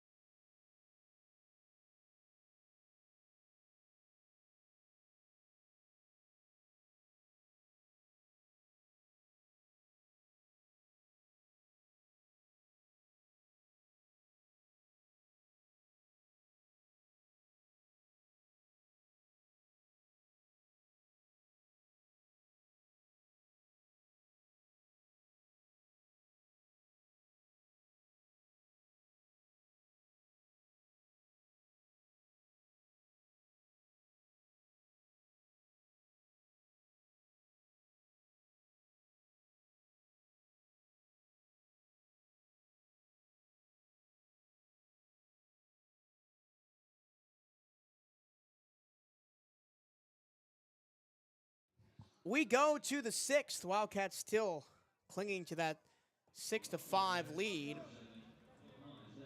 Johan Desero will lead off for the Stetson Hatters and facing a new pitcher for Bethune-Cookman. It'll be the junior from Davie, Florida, the right-hander Aaron Schaefer. Righty to lefty first pitch, outside ball 1 with a fastball. Schaefer making only his 4th appearance of the season after some eligibility issues sidelined him for most of non-conference play. And this is his first non-conference appearance of the year. The 1-0 is high 2-0. Pitched against Alabama A&M and then twice against Jackson State. 2 full innings of work. He's given up 5 runs on 4 hits, but only 1 of them earned. Pitch. There's a fastball down the middle for strike number 1. 2-1 the count.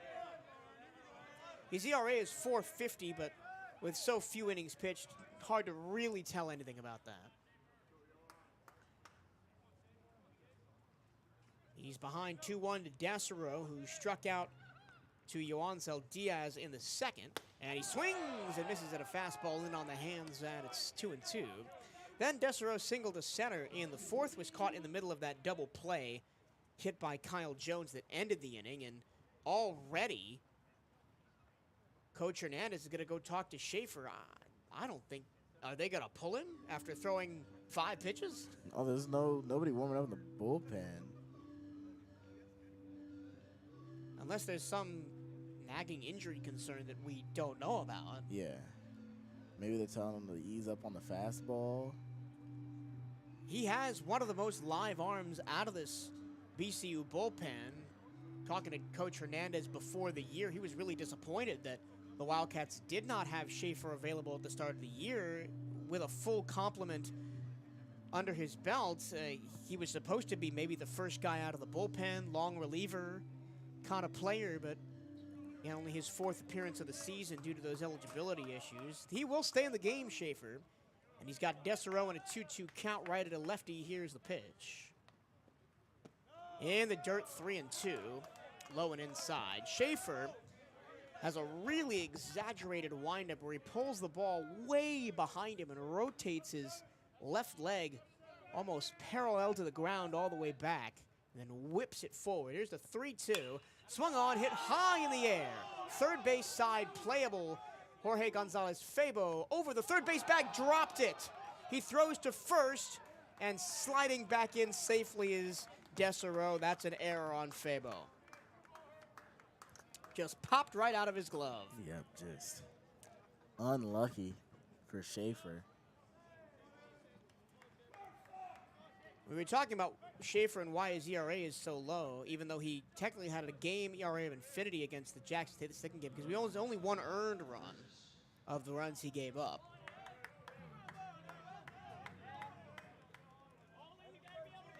So now here's Evan Griffiths with nobody out and 1 on for the Hatters. Desero on first after the Fabo error. Big swing and a miss, as he was nowhere near that slider that ended up in the opposite batter's box, 0-1.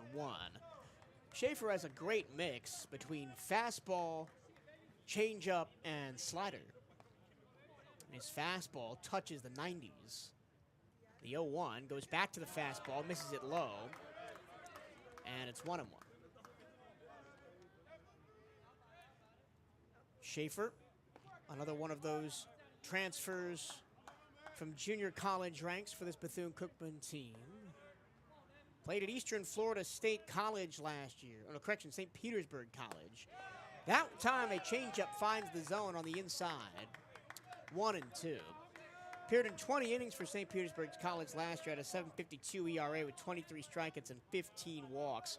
Before that, he played at the NAIA level for St. Thomas down in South Florida. Here's the 1-2. Schaefer nods and deals from the stretch. Runner goes, pitch in the dirt, and it's going to be an easy stolen base for Desero, so a runner on second with nobody out. The count is 2-2.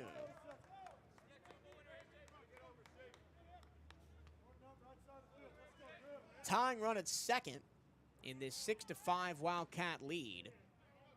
Wildcats scored 6 runs in the first 2 innings. They led 6-2 at one point. And it's just been slowly chipped away by this stubborn Stetson batting order. Pitch in the dirt again from Schaefer, and it's 3-2 after being ahead 0-2 in the count to Evan Griffiths. Evan on the day is 1 for 2. Grounded out to short his first time up, then singled and was caught in the double play in the 4th. Top of the order waiting in the wings for the Hatters. Here's the 3-2. Ground ball foul, third base side. That was a fastball in on the hands that Griffiths was out in front of and just pulled left. Kind of off the inside of the bat below the barrel. Stetson in there all gray with the dark green accents tonight. The 3-2. Hit in the air to center field. Straight at Figueroa, who makes the catch. Tagging and headed to third is Desero. He is in there as the throw is cut off, so job done for Evan Griffiths. He moves the runner over, so there's a runner on third with 1 down. Here's the top of the order for Kyle Jones. Yep, pretty much now that run is going to cross unless you get a strikeout here. Or anything on the infield where they can look him back. Jones singled and was picked off second in the first. Singled and scored in the third. Both of those to the left side. And then grounded to a 5-4-3 double play to end the 4th. And the first pitch to him is in the air to right field on a line, sliding in, and he can't come up with it, Ken Rivera. That's going to be a run-scoring RBI single for Kyle Jones, and the game is tied. 6-6. Kyle Jones, have yourself a night. He's got a team-high .352 batting average, and he's got 3 singles and a run scored and an RBI in 4 plate appearances. And now 1 on, 1 out for Isaiah Barquette. 6-6. Spin and a throwback to first. Jones in there safely. Barquette singled off the glove of the pitcher Diaz in the first, then walked and scored in the third, and then grounded out to third in the 5th. As he bats for consecutive innings, Barquette. First pitch to him from Schaefer. Runner goes to second. As Gonzalez lost in the transfer, there will be no throw. Another stolen base for Stetson.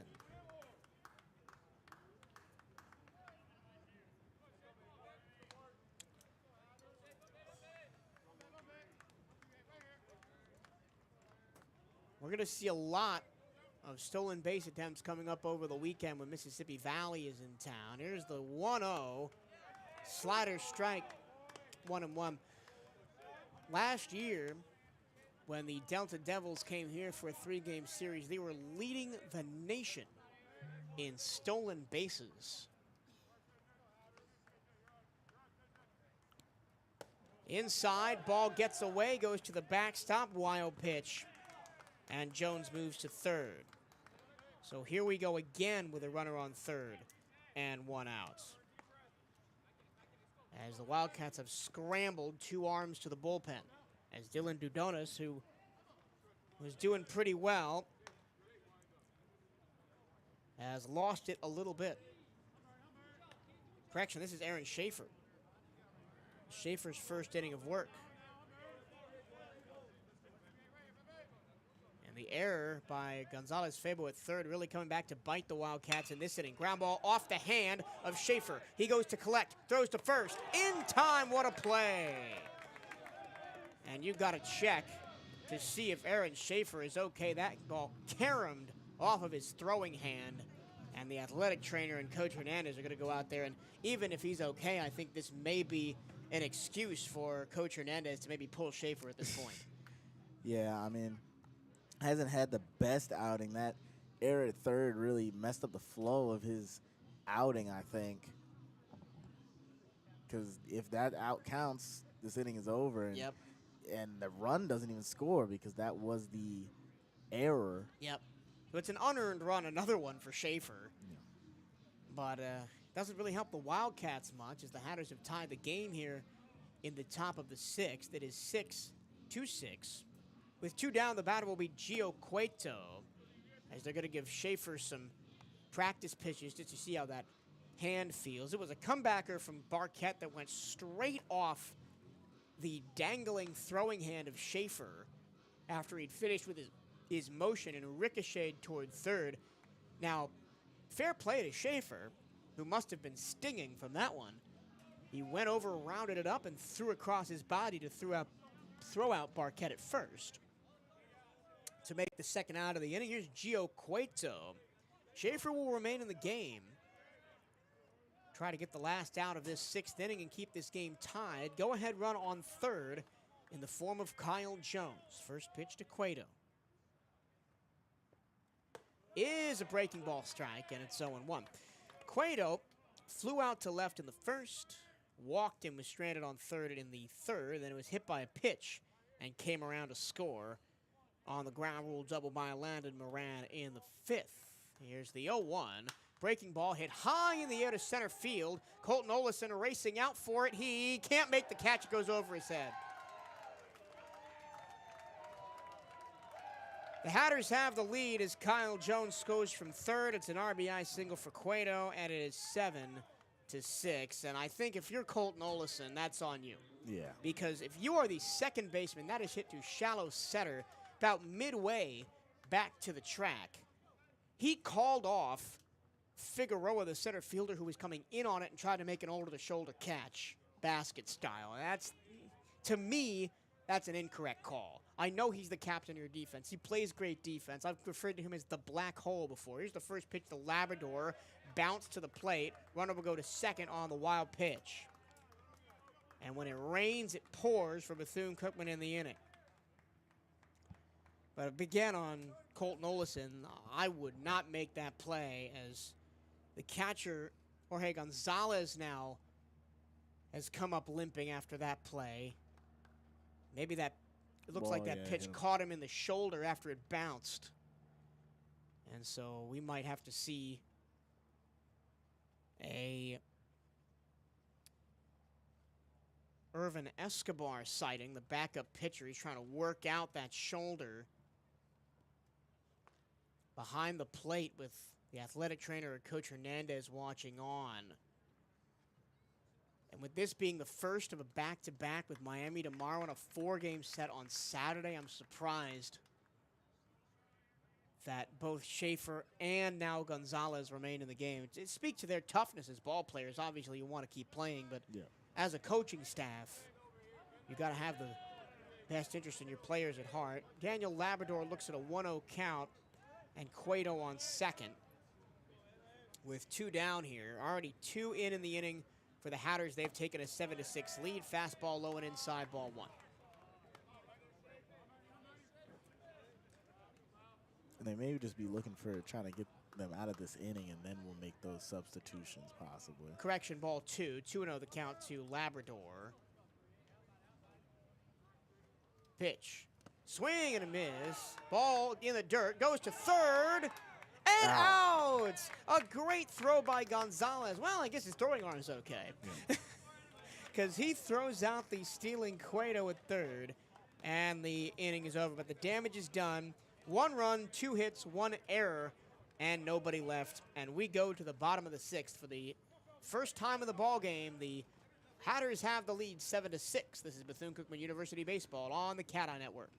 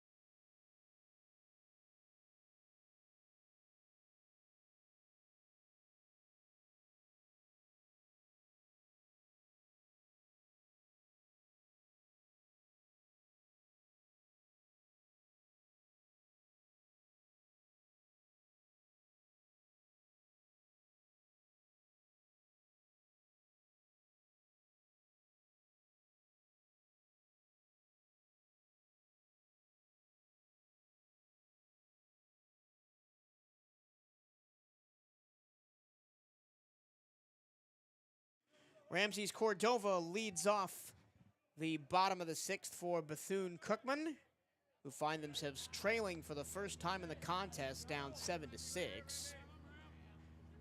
Wildcats scored 6 runs in the first 2 innings and have a total of 3 hits since. First pitch a strike. TJ Milani still on the bump for Stetson.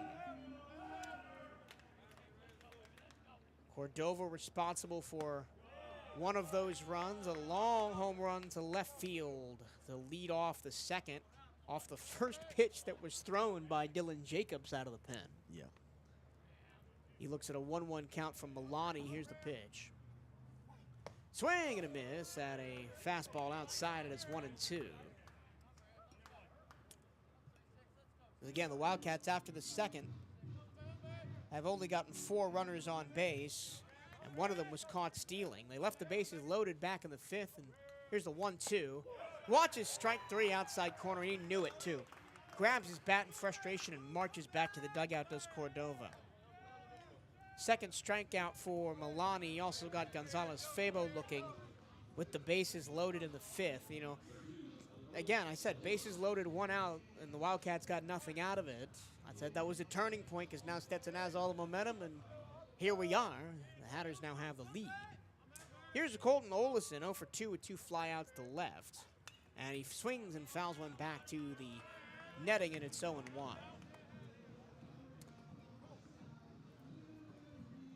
Colton, one of the few players on this team left from the team last year that went all the way to the championship game in the SWAC tournament. That one grounded towards third. Fielded by Barquette. He throws to first in time, 2 away. And looking to do one better this year. Yeah. But it's been a rocky 7 days for Bethune-Cookman. Daniel Figueroa now bats with 2 on and nobody out. That's the 3rd time he will have done so, because the first 2 batters in the inning have gotten out of the second time, in the 4th and now in the 6th. He was in this position with 1 out in the 2nd. Figueroa today has grounded out to third twice, once on a bunt, and reached on an error and scored in the 2nd on a very strange trip around the bases. Pitch is a strike inside corner, the count 1-1. Yep, and this Hatters pitching staff has really settled down after a tumultuous start to this game, to say the least. 1-1. Swing and a miss, and the off speed way out ahead of it was Figueroa, and it's 1-2. TJ Milani has come in. He came in with 2 on and 1 out in the 5th, gave up a walk, and then has gotten 4 straight outs, 2 via the strikeout, and 2 soft contact outs. That time he watches a ball outside, and it's 2-2.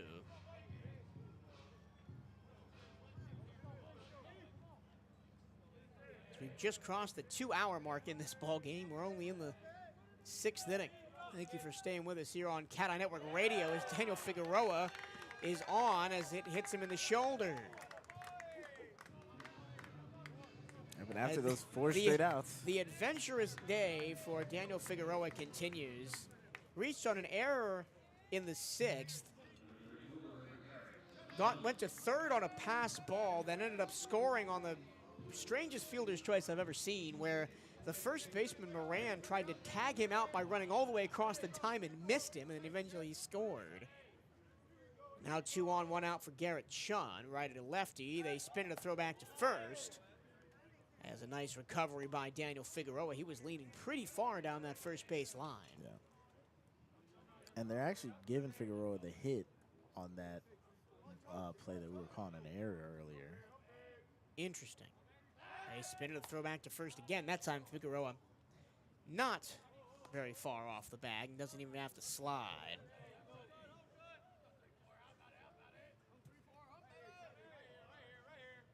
In the top of the 7th, we'll go round the SWAC as that's a pitch at fastball outside 1-0 to see some of the scores from the non-conference contest from SWAC schools tonight.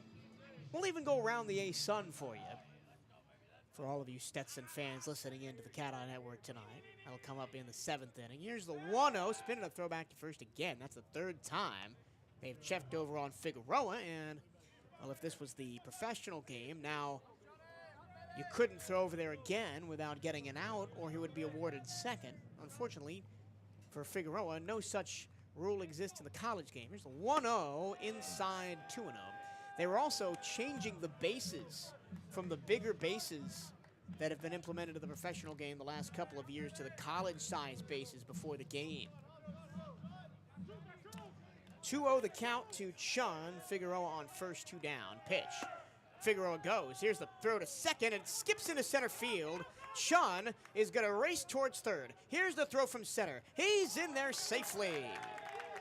So give Chun a stolen base and advancing to third on a throwing error. And the tying run for the Wildcats now just 90 feet away. Yeah, but he was stuck up under the shortstop who came to cover. And the shortstop intelligently just kind of lays there on top of him. And that probably prevented him from going home on that. Yeah, that one went way into center field. And Jones, the center fielder, was playing deep. So you're right. If he runs through that, he might score. Here's the 3-0 to Chun. He takes upstairs ball 4. Now runners on the corners. And now Figueroa on third, Chun on first. Runners at the corners. Do not be surprised if you see a double steal. I'm not sure they'd try it with 2 outs, though, because even if they do get the throw to second and Figueroa comes home, it's still the end of the inning. Yeah. But do you risk that, as Gonzalez has hit the home run? Correction, that is Rivera. This is Rivera, who was hit by a pitch in the first, fly to right, in the second, then singled and was stranded on third in the 5th. Part of that base was loaded situation. First pitch to him. They do throw to second. They actually no-throw, a pump fake from Cueto, as it's a stolen base for Garrett Chun. They did try the double steal, and I almost thought they'd pulled it off. Yeah. As Cueto he really ripped his arm towards second like he was going to throw that, and eventually realized the situation and held it in. Now second and third. Here's the pitch. Rivera squares the bunt, pitch way outside, and it's 1-1. But once again, for the second straight inning, the Wildcats, multiple runners on, 2 outs, and a chance to tie or take the lead here. Last inning with the bases loaded, Gonzalez Febo struck out, and Rodriguez lined to shallow right to strand 3. And they're looking to not strand 2 more. Here is Rivera, the 1-1. And the pitch is way outside again. That's back-to-back pitches that Cueto has done a great job of preventing that ball from going to the backstop. Yeah. As Milani's just tried to fire fastballs in there. But count 2-1. He's also seemed to be worried about that bunt, as he's been pitching around that. 2-1. Swing and a miss. Blew the fastball by him, and it's 2-2. And if you were going to bunt, well, now the opportunity's passed. I didn't mind the bunt call. Maybe the defense was not playing for it. The infield for Stetson very deep, playing a standard play at first for the final out of the inning. The 2-2 to Rivera. Swinging a foul ball right side out of play. And we'll do the 2-2 again as it clangs off the roof. You can really feel that up here. Newly refurbished roofing. The floodlights are on here at the Jack. Wildcats trying to come back down 7-6 and score for the first time since inning number 2. Second and third, 2 out. The 2-2 from Milani to Rivera. Swing and a miss. Tipped it into the glove, and the inning is over, and the Wildcats once again strand multiple runners. No runs, no hits, 1 error, and 2 left. And we go to the 7th inning of play. 7-6 Hatters here on the CatEye Network.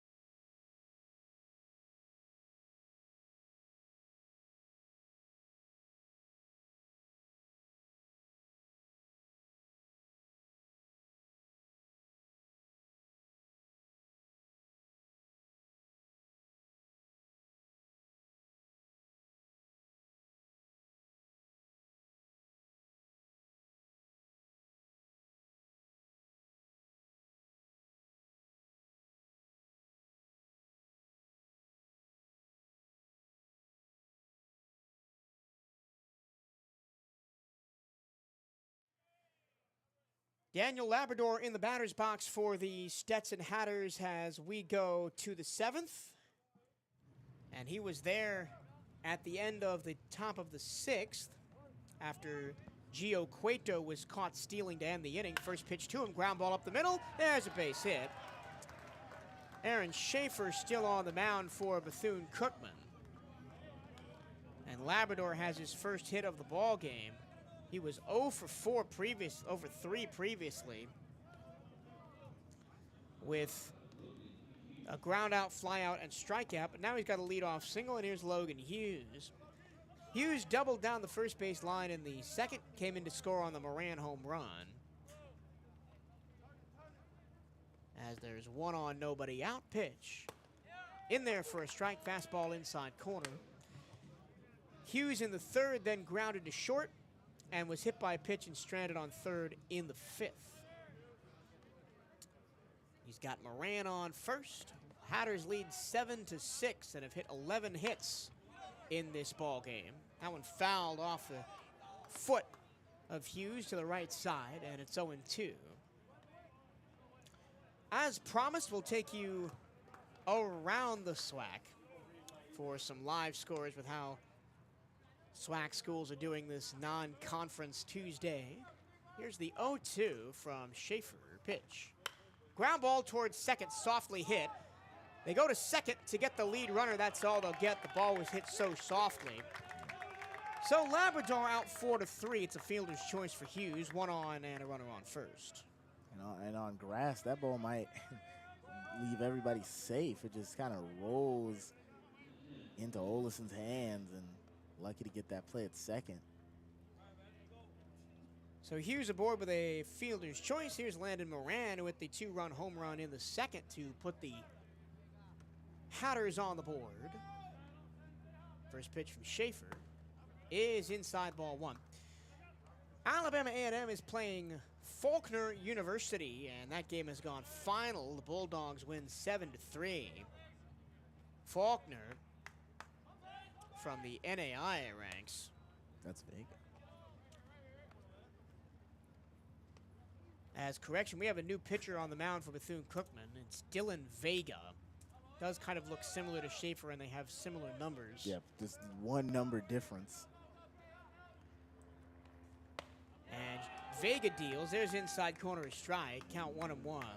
The distinct difference between Schaefer and Vega, other than the hair, is Vega loves the stirrups. High socks individual. As we're going to get his stats for you, the graduate student from Pembroke Pines, Florida. Vega spinning the throw back to first. Hughes in there safely. Vega, a transfer from USF, has pitched 29 innings. He's got a 4.34 ERA.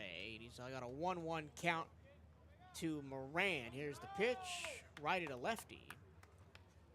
Swinging a soft chopper and a foul ball called that hit the foot of Moran, and he is limping away from the plate, and he eventually ends up on the ground on the first base side as the trainer will come out and look at him. That one spiked straight down off of his shin.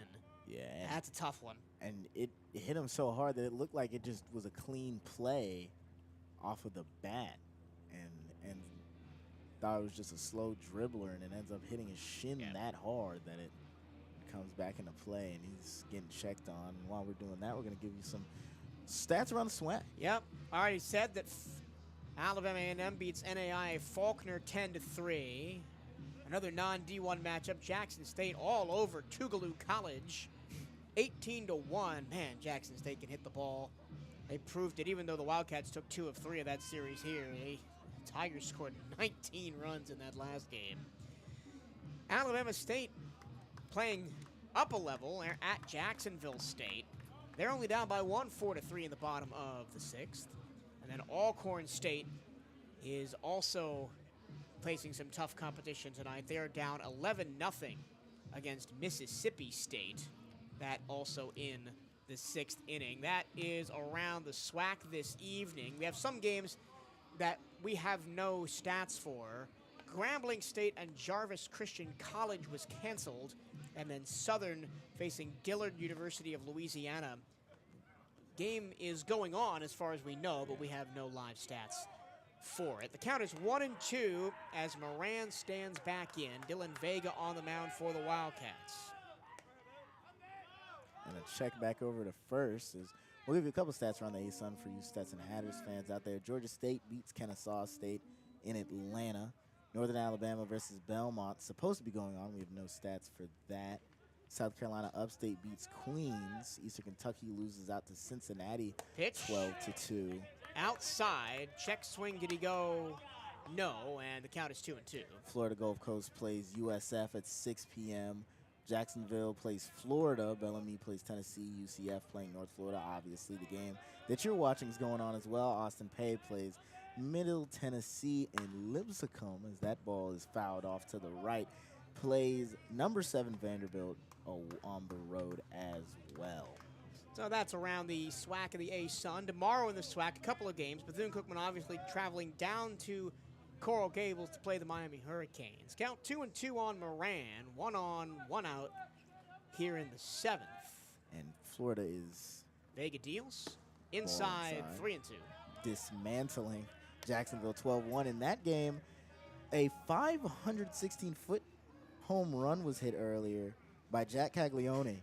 Jack Caglione is just a monster of a man. Yes, And he also pitches. He's a Shohei Ohtani-esque character. Full count now to Moran. Pitch, inside ball 4, and there's 2 on and 1 out. Hughes goes to second, Moran on first. 7th straight game with a home run for him, as the Wildcats are looking to try to get some outs in this inning after that first out. And then that long break due to, checking on a possible injury.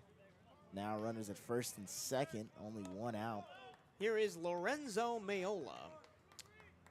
Lorenzo is 0 for 3, a fly out to center, a pop out to second, and a strikeout in his 3 plate appearances. First pitch to him, swinging a grounder towards short.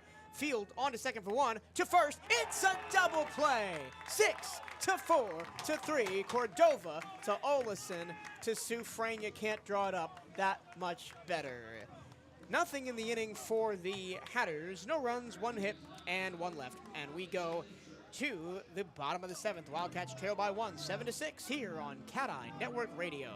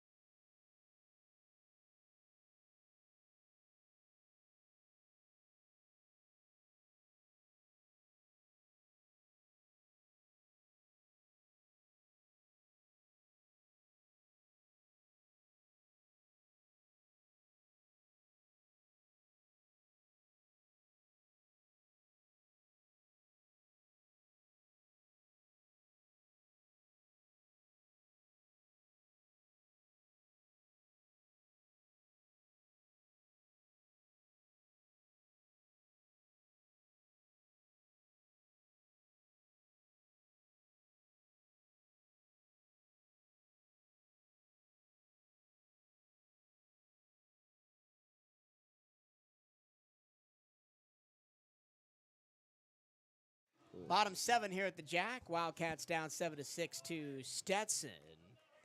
It'll be Jose Gonzalez who hit the 3-run home run back in the first inning to stand in against TJ Milani. First pitch, a ball high. 1-0.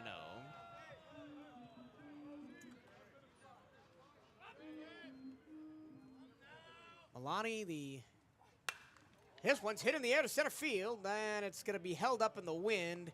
Jones moves over and makes the catch off the bat. That sounded and looked better than it ended up being, and there's 1 out in the inning. Yep, great contact on it. Just doesn't get enough oomph on it and kind of just dies in center field. So now here's Manny Sufrane, who is 0 for 2 with a walk. Grounded out to third in the first to flied out to center in the third, and then walked in the fifth. Excuse me. First pitch, low, ball one. He was part of that bases loaded scenario. The Wildcats didn't get anything out of back of the fifth. He swings and misses at a ball outside 1-1. And that's been the modus operandi for any pitcher throwing against Manny Soufrain. Just throw the ball away, and he hasn't really been able to catch up to it. His hits have come, as there's another ball outside. His hits have come when the opposing pitchers have missed their spots over the heart of the plate. 2-1. Outside 3-1. As the last two pitches from Milani were not competitive. The Hatters do have two players standing up throwing in the bullpen over there on the right-hand side. So we'll see if this is towards the end of the stretch for Milani.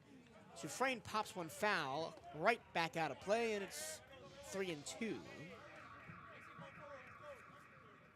TJ Milani up to 41 pitches.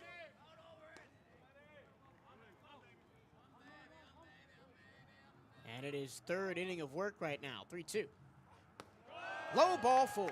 And for the second time in the game, Manny Soufrain walks, leadoff man aboard for the Wildcats. Manny Soufrain is a walk magnet. With the 2 tonight, he has 31 walks on the season. The next highest on the team, Garrett Chum with 24. Yeah.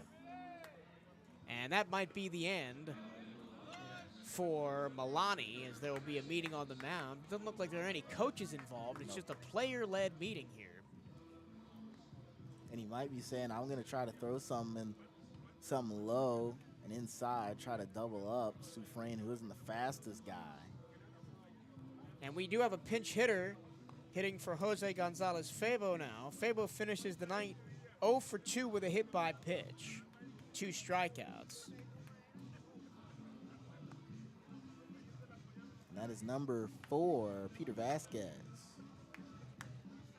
coming in to pinch hit. Vasquez, who has played some in center field this year,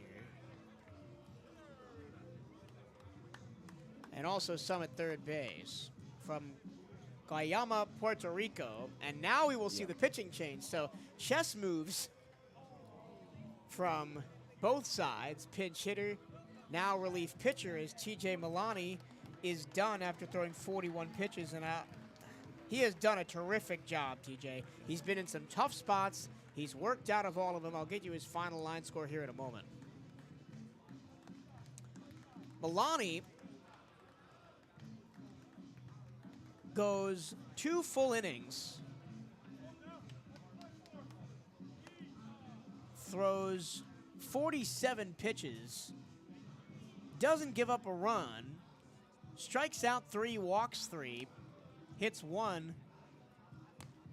but again, does the job, strands the bases loaded in the 5th and 2nd and 3rd in the 6th to keep this Stetson Hatter lead. And if the score is hold right now, TJ is in line for the victory. Yeah. And the pitcher replacing him is Zane Coppersmith, number 41, agent 41, for the Hatters. Has pitched a lot of games, had his first season cut short due to injury, so he had a medical red shirt. Pitched against West Virginia, Fordham, Brown, Bradley, Florida State, Lincecum, Eastern Kentucky, Kennesaw State, and Florida Gulf Coast. An ERA of 1.32 heading into tonight. Only is in 13 and 2 frames innings. Has allowed 4 hits, 2 runs, only 2 earned, 5 walks, and 15 strikeouts in 200 pitches. He is what you call a lockdown arm out of the pen, and he's trying to keep this 1-run Stetson lead 7-6. We appreciate you rocking with us here on the CatEye Network radio tonight. Rarely pitches more than maybe an inning or 2. Has 10 appearances on the season. As I said, 1 save, 13 and 2 frames. Innings pitched, 4 hits, 2 runs, 2 earned, 5 walks, 15 strikeouts. The only extra base hit allowed is 1 singular double out of 53 batters faced, is allowing a .87 batting average. He'll face Peter Vasquez, and the first pitch is a fastball, low, ball 1, and it's 1-0. Vasquez, a left-hand hitter, I mentioned the junior from Puerto Rico, transfer from Chipola College. 1-0, outside 2-0. On the year for Vasquez, 73 at-bats, 8 runs on 19 hits with 9 RBI, batting .260. Pitch, check swing, he went around on a ball in the dirt, 2-1. That one was pretty clear to see all the way from up here. But that's 3 pitches by Coppersmith that have not been particularly competitive. 2 pretty far high and outside. That time he puts it over the plate, and it's fouled away, and it's 2-2. Just couldn't get the barrel of the bat to it. A little late on it.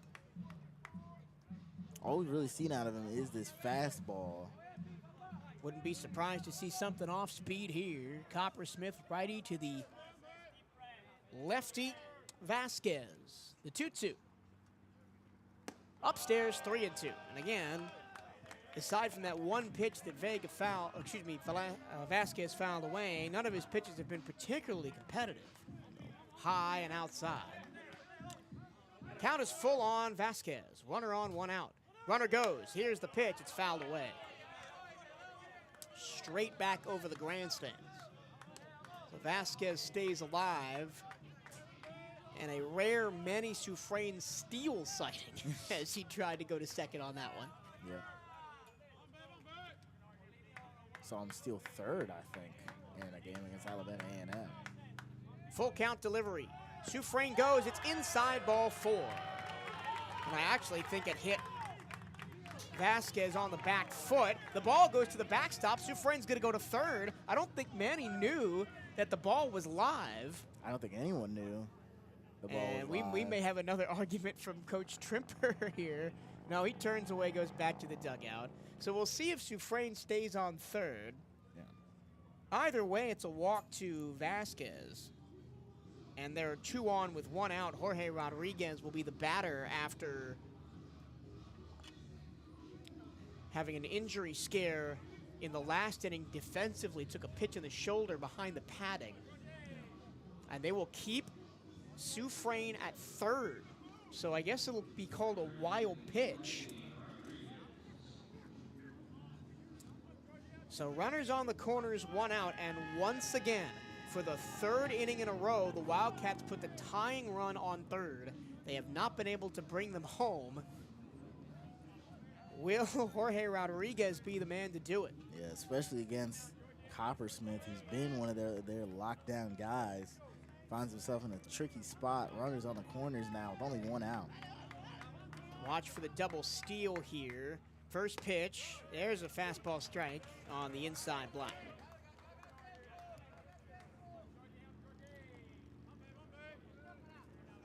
As you said, wouldn't be surprised to see that double steal. Well, really, with Manny Sufrain on third, who's one of the slower guys on this team, I'm not sure you'll see him even bluff it. Here's the 0-1. Here is the steal. The ball is low and inside. They let Vasquez have second base. So they did try it, but again, no bite from Stetson. And it's got to be on every team's scouting report at this point that plays the Wildcats. If they get in runners on the corner situation, they're going to try that double steal to bring the guy home from third. But Hatter's going to try and make him earn it. Yeah, even if you watch the softball games and take that as your scouting report, you'll still get that across both teams. 1-1. Foul ball right at home plate, 1-2. And they just need him to hit something out. Yeah, anything outside the infield probably scores Sufrain.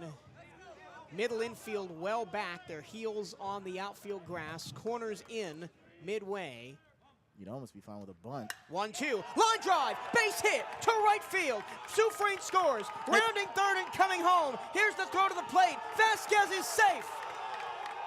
It's a 2 RBI single for Jorge Rodriguez, and the Wildcats are back on top. It's 8-7. And the right fielder, Hughes from Stetson, couldn't get a good read on the ball, missed it on the pickup there, and that's part of the reason it was an easy play to get home. Ended up having to just throw it to second to make sure that Rodriguez couldn't get to second. And now here's Ramses Cordova with the Wildcats now up 8-7 and a runner on first, still 1 out here in the 7th pitch. Upstairs, ball 1. And this is the first time all season that Coppersmith has allowed more than 1 run in an outing. Yep. And both of them on one swing of the bat. And that might be the end for Coppersmith as here comes the pitching coach. Yeah, that elite ERA is going to take a hit after this game. But what we talked about the clutch hitting and how the Wildcats hadn't had it tonight. What a piece of hitting from Jorge Rodriguez. Got a fastball outside corner, didn't try to do too much with it, just stuck the bat out, lined it in the shallow right for a 2 RBI single. That's all you need to do. Yeah. And that's what really I would love Manny Sufrain to try and work on, is if they're going to throw you away, just stick the bat out there and take a single to left instead of trying to crush one for a home run every time. And Jorge Gonzalez Fable as well. But that's a veteran piece of hitting for the junior Jorge Rodriguez. And they keep out Coppersmith. Yeah, Coppersmith will stay And on the hill. Pinch runner for Bethune-Cookman. It'll be Xavier Cintrone running for Rodriguez at first.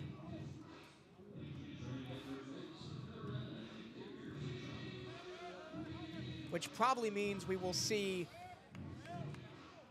Irvin Escobar behind the plate next inning as the Rodriguez catcher is substituted out for a pinch runner. Saving the A.J. Smith pinch run for the 9th, probably. They spin it, a throwback to first. I mean, Xavier Cintrone's almost as fast as A.J. Smith. Smith, who has been the recipient of 2 walk-off runs this season, has been as a pinch runner. Remains on the bench. Spin it, a throwback to first again, 2 straight to try and get Cintrone. Ramses Cordova, the batter. He's hit a solo home run first pitch of the 2nd inning to left. Then singled and was caught stealing in the 4th and then struck out in the 6th. And the 1-0 from Coppersmith. Runner goes, swing and a miss. Throw back to first to catch Cintrone way. Oh, he's safe. Wow.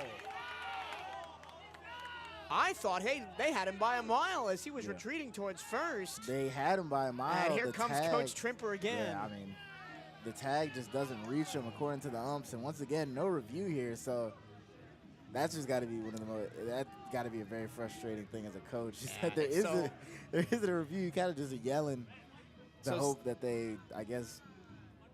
So Cintrone bluffed the steal. He was caught with his pants down halfway between first and second. Cueto, the catcher, threw over to first. I thought they had him by a mile, but apparently he slid around the tag and is safe at first. Great job making something out of nothing there. Almost gave himself up and avoids the tag perfectly. 1-1 to Cordova with 1 out and a runner on first. 2 already in the inning for the Wildcats, who lead at 8-7. Coppersmith throws it back to first again, his 3rd checkover of the at-bat. They're really scared about Cintrone's speed, right? They've got 3 checkovers from the pitcher and then 1 from the catcher. Yeah.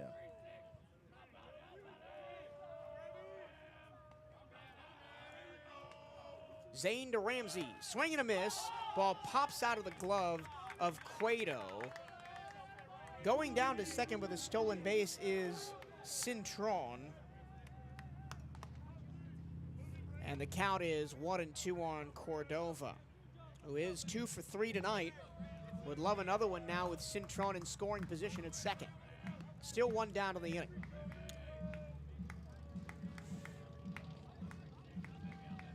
Coppersmith a long look in. And from the stretch, the pitch. Upstairs, away upstairs. Cueto had to leap to grab that one, and it's 2-2. Yeah. Zane does not look comfortable on the mound. No, With the walk and the single, the 2 batters he has faced so far. Has been close to the pitch clock each time he's pitched. 2-2. There's a strike 3 call outside corner. Cordova not happy with it. It's his 2nd consecutive time down looking. Yeah. That was very close, but the home plate umpire did call it a strike. Coach Hernandez not happy about it over in the third base coaching box, but Not much It'll you be can do, Colton. Yeah, nothing you can do about it. Can't argue balls and strikes. Here's Colton Olison now with an RBI opportunity. Olison has made contact every time, but he's 0 for 3. 2 flyouts to left and a ground ball to third. Infield standard depth. And a first pitch strike outside corner. Olison shrugs his shoulders like, where was that? It was outside, but home-plate umpire has dinner reservations. Coppersmith trying to get out of the inning after only giving up 2. Here's the 0-1. Swinging a foul away, and it's 0-2. Don't know where you'd be going. It's 9-11, so not many places open. That would do reservations, but 0-2 count. Coppersmith looking to finally get out of this inning that has been not so kind to him on the mound. 0-2 from Coppersmith. Here's the pitch. Fouled away. Straight back to the screen. Olison stays alive. Zane's just come with that fastball. Yeah. Pretty much every pitch. Don't think he trusts anything else. Already at 20 pitches in this outing, and he's only faced 3 batters. Yeah. Right around pretty much his average in a game right now. That one a slow ground ball to first. Moran will take it himself to end the inning, but the Wildcats get 2 runs on 1 hit, and they leave 1. The Wildcats have taken the lead again. It's 8-7 Bethune-Cookman as we head to the 8th here on CatEye Network Radio.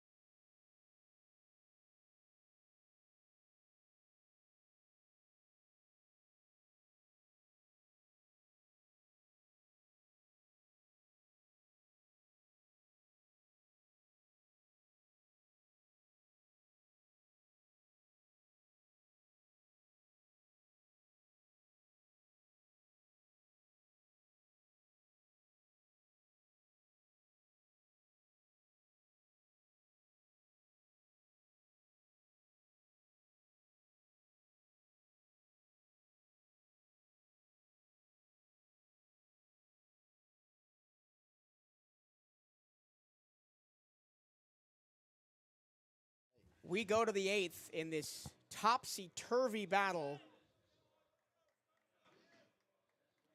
And new pitcher for the Wildcats. 2 substitutions actually were made. One was at catcher of an Escobar behind the mound now. Behind the dish, rather. And on the mound is Jeffrey Gonzalez, a 6'2 junior out of Port St. Lucie, Florida. He will face Yohan Desero. First pitch right at a lefty upstairs, ball 1. Gonzalez, this season, in 14 2/3 innings pitched, has a 5.52 ERA. 1-0. In there for a strike with the breaking ball, 1-1. Gonzalez is going to need to have a big outing here and average about an inning of work, but he's been either scorching hot or freezing cold. Pretty much nothing in between this season. The 1-1. There's a ball, just missed it outside, 2-1. As I said, 14 2/3 innings pitched, giving up 11 runs on 17 hits, 9 earned, striking out 17 and walking 12. 2-1 to Desero.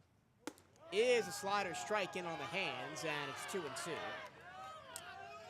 Desero on the game, struck out to the second, singled to center in the 4th, reached on an error, and ended up scoring in the 6th. That tied the game at 6. Inside. And that one is just inside, 3-2.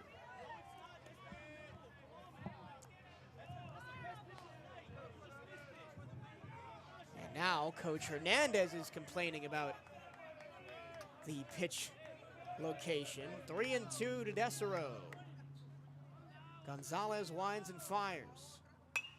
Fouled away. And if we mention it in passing, it is Irvin Escobar now catching for Bethune-Cookman. Jorge Rodriguez, after that injury scare and that big hit, 2 RBI single to give the Wildcats the lead, was substituted off for a pinch runner. We'll do the 3-2 to Desero again. Here's the pitch. Swing and a miss. Got him with the off speed. And one away in the inning. Second strikeout of the game for Desero. And that's exactly what you wanted him to do. Throw strikes, you know, in that especially in that 3-2 count. You don't want to give up that leadoff walk. You got to hold here. Now you're only 2 outs away from, you know, the 9th inning, and at least allowing your offense one more time to try to stretch this lead out. It is 8-7. Bethune-Cookman. This game has gone back and forth. And the batter is Evan Griffiths. First pitch, a strike, fastball outside corner. Griffiths, 1 for 3, grounded out to short in the second, singled and was caught in the middle of a double play in the 4th, and then flied out to center in the 6th. And Gonzalez deals righty to righty, upstairs, ball 1.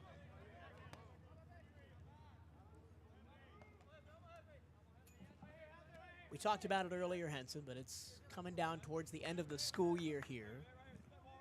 It's the 1-1 from Gonzalez. Just upstairs with the fastball, 2-1. Yep, finals week coming up for pretty much everyone involved. Graduation only about 2 weeks out. Only a couple more days of being a college senior. 2-1. There's a strike, 2-2. 2-2. Well, I know you've worked hard this year, both with the CatEye Network and on your classwork, so congratulations on graduating. The 2-2. Ball 3 inside, just missed it. But then, right, if you're on the baseball team or the softball team or track or golf or any of these spring sports, right, you get past that graduation or that finals week, last day of classes. Here's the 3-2 now to Griffiths. Second straight full count based by Gonzalez, the pitch. Fouled away, we'll do it again. You really want to get past that finals week, get all your exams done, and then it's all about baseball or whatever your sport may be until the end of the season. A season the Wildcats hope goes far into May and potentially into June as well. Long stare from Jeffrey Gonzalez. He winds and fires the 3-2. Breaking ball hammered to center field. Moving over Figueroa. He's got it for out number 2. Second straight fly out to center for Evan Griffiths. There's 2 away in the inning, and it's back to the top of the order for maybe the hottest hitter in the state of Florida right now, maybe with the exception of Caglione at the University of Florida, Kyle Jones. Jones 3 for 4 with 3 singles, 2 runs scored on an RBI. His 1 blemish grounding into an inning-ending double play in the 4th. Had a little meeting at the mound. It might be, hey, pitch this guy away. Worst case, you walk him. You don't want to give him anything that he can really take a ride on. Not a big home run hitter, Jones. Only 1 on the season. But then again, we've seen Moran take 1 out tonight and Cordova take 1 out tonight for their second of the seasons, respectively. First pitch to him, righty to righty. Swung on, hit in the air to center field. Charging Rivera. It's going to drop in front of him for a base hit. Well, 4 for 5 on the evening for Kyle Jones with 4 singles. And whatever the plan was to attack him didn't really matter. He swung at the first pitch he saw, put it right in the center field in front of the center fielder, and now a meeting at the mound with Coach Fernandez. Hernandez. I'm not sure if I would pull Jeffrey Gonzalez here. The Wildcats do have 1 warming up in the bullpen. And that I believe is the closer, Pablo Torres. You could potentially bring him in to try and get a 4-out save. And that's what it looks like. And they will do that. So Gonzalez only faces 3 batters. He crucially gets 2 outs. The strikeout to Desero, the Griffiths fly out to center, but Jones lines a single to center, and now you will bring in the closer, Pablo Torres. And Sophomore from Orlando, from Central Point Christian Academy. It's been a long night. Yep. Only a sophomore. Last year, 15 games, started 4, and flirted with him as a midweek starter, but then really kind of found his spot in the bullpen. Through 40 innings, 52 total strikeouts for Torres. And he's had a big spot this year, taking over for Pokey Gonzalez, who is in the minor leagues with the Padres now, was with the Wildcat closer last year. And I was talking about this with our SID Bryce the other day. The Wildcats lost so much pitching depth last year, and the reinforcements that were brought in either from deeper on the staff or from the junior college ranks or a transfer have not held up to those lofty standards we saw last year with, Pokey and Nolan Santos at the top of the rotation, mowing down guys with a ton of strikeouts. It's been a different look to the staff this year. More pitch to contact, allowing the defense to do the work, but we've seen in some games like the UCF game where they gave up 14, the Jackson State game they gave up 19, they gave up 16 to Maine in a game that they won. If that pitch to contact style goes wrong, it could lead to some long outings for this pitching staff. Yeah, I mean, the entire context in the name, right? If they're hitting it well and they're seeing the ball well and they're placing it in places your defenders really can't get to or reach, they're going to get on base and they're going to have base runners and score.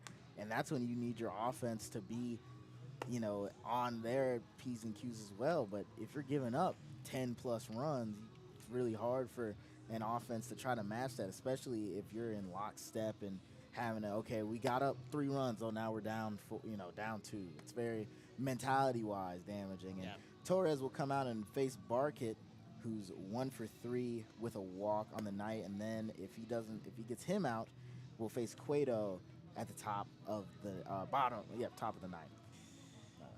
It'll try and be a 4-out save for the sophomore right-hander from Orlando. The first man to face him, as you said, Isaiah Barkett. On the season for Torres, he's got a 4.40 ERA, 3 saves, 1 against Florida Gulf Coast, 1 against Maine, and his most recent outing on Sunday against Alabama State. Here's the first pitch. It's upstairs, ball 1, a fastball to Barkett.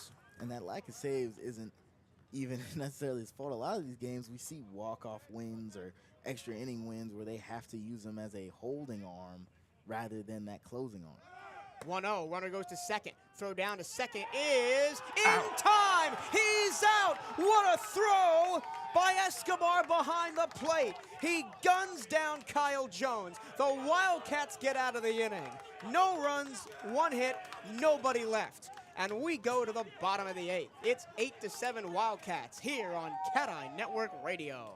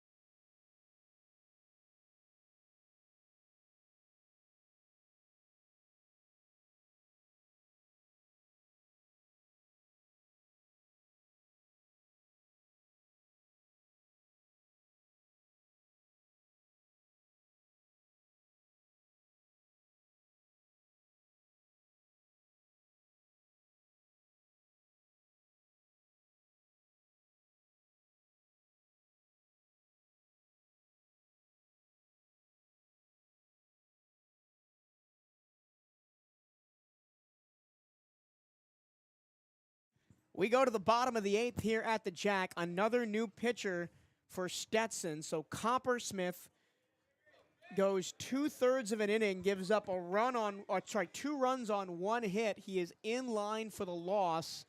The pitcher will be Cole Stallings, the senior from Lithia, Florida, and Newsom High School. He will face the top of this Wildcats order, Daniel Figueroa.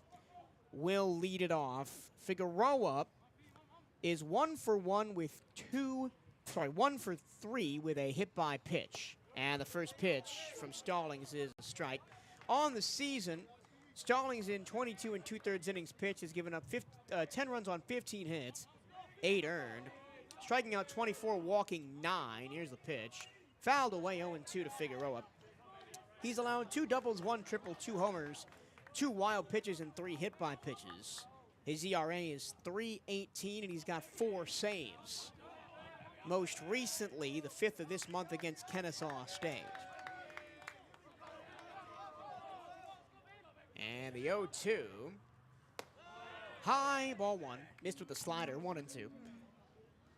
The score is 8-7 Bethune-Cookman here in the bottom of the 8th. Wildcats 3 outs away from making it 4 of the last 5 over this Stetson Hatters team. The 1-2. Swing and a miss. Got him. Fastball upstairs. Figueroa couldn't check his swing, and there's 1 down. Wildcats do not need a run here, but they would like at least 1 for some insurance. Here's Garrett Chun. Chun was walked and scored in the first, reached on a fielder's choice and scored in the second, then grounded out to second in the 5th and walked, stole second, and was stranded there in the 6th. And this will be a righty to lefty matchup. Stallings deals. Fouled away, 0-1.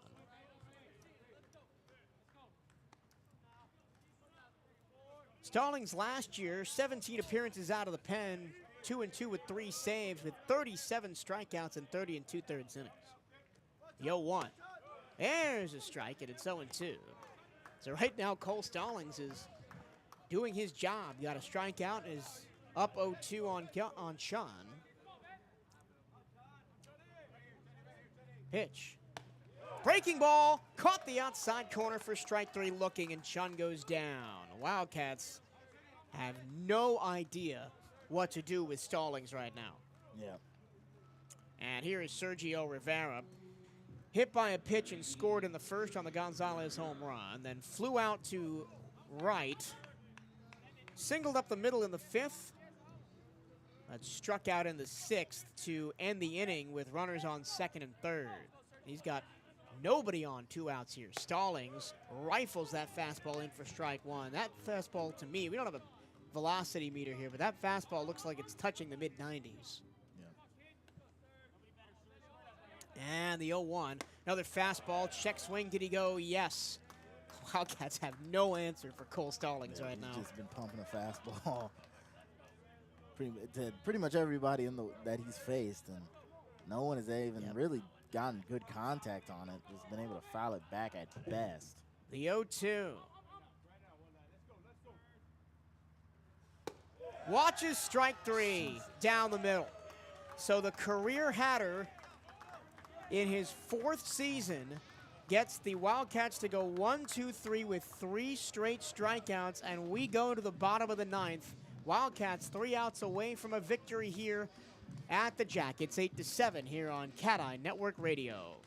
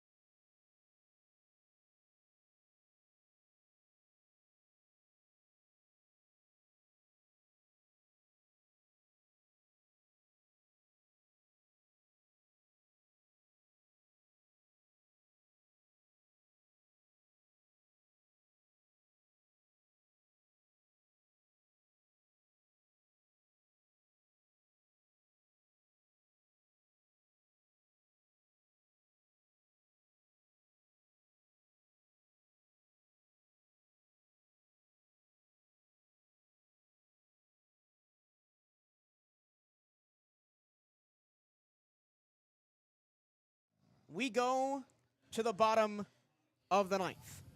The Wildcats are in the lead 8-7, a game where they have led by as many as 5 and have trailed by as many as 2.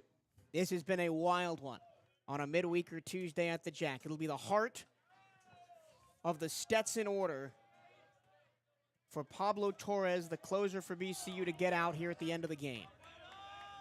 And the pitch. First pitch, a strike from Pablo Torres. Barquette was in the batter's box when Kyle Jones was caught stealing to end the 8th pitch. Swung on, line towards second. It's caught by Colton Olison, who was hit right at him, 1 down.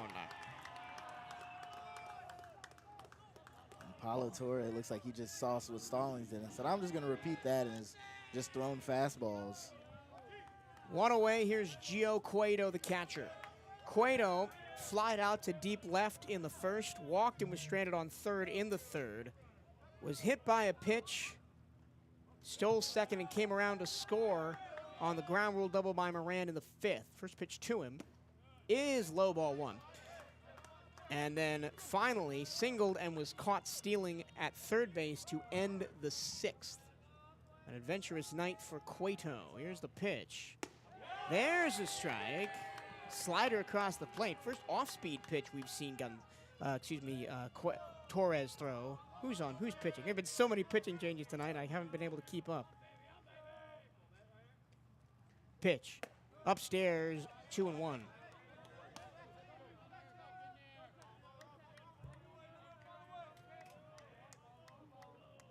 Torres looking for the 4-out save. 2-1. Swing and a miss. Blew the fastball right by him down the middle, and it's 2-2.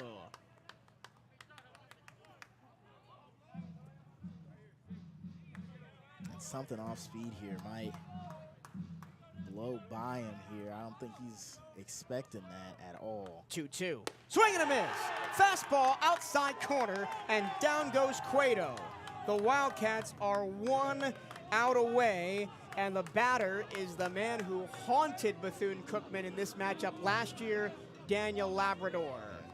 And that's why Torres is down there and I'm up here.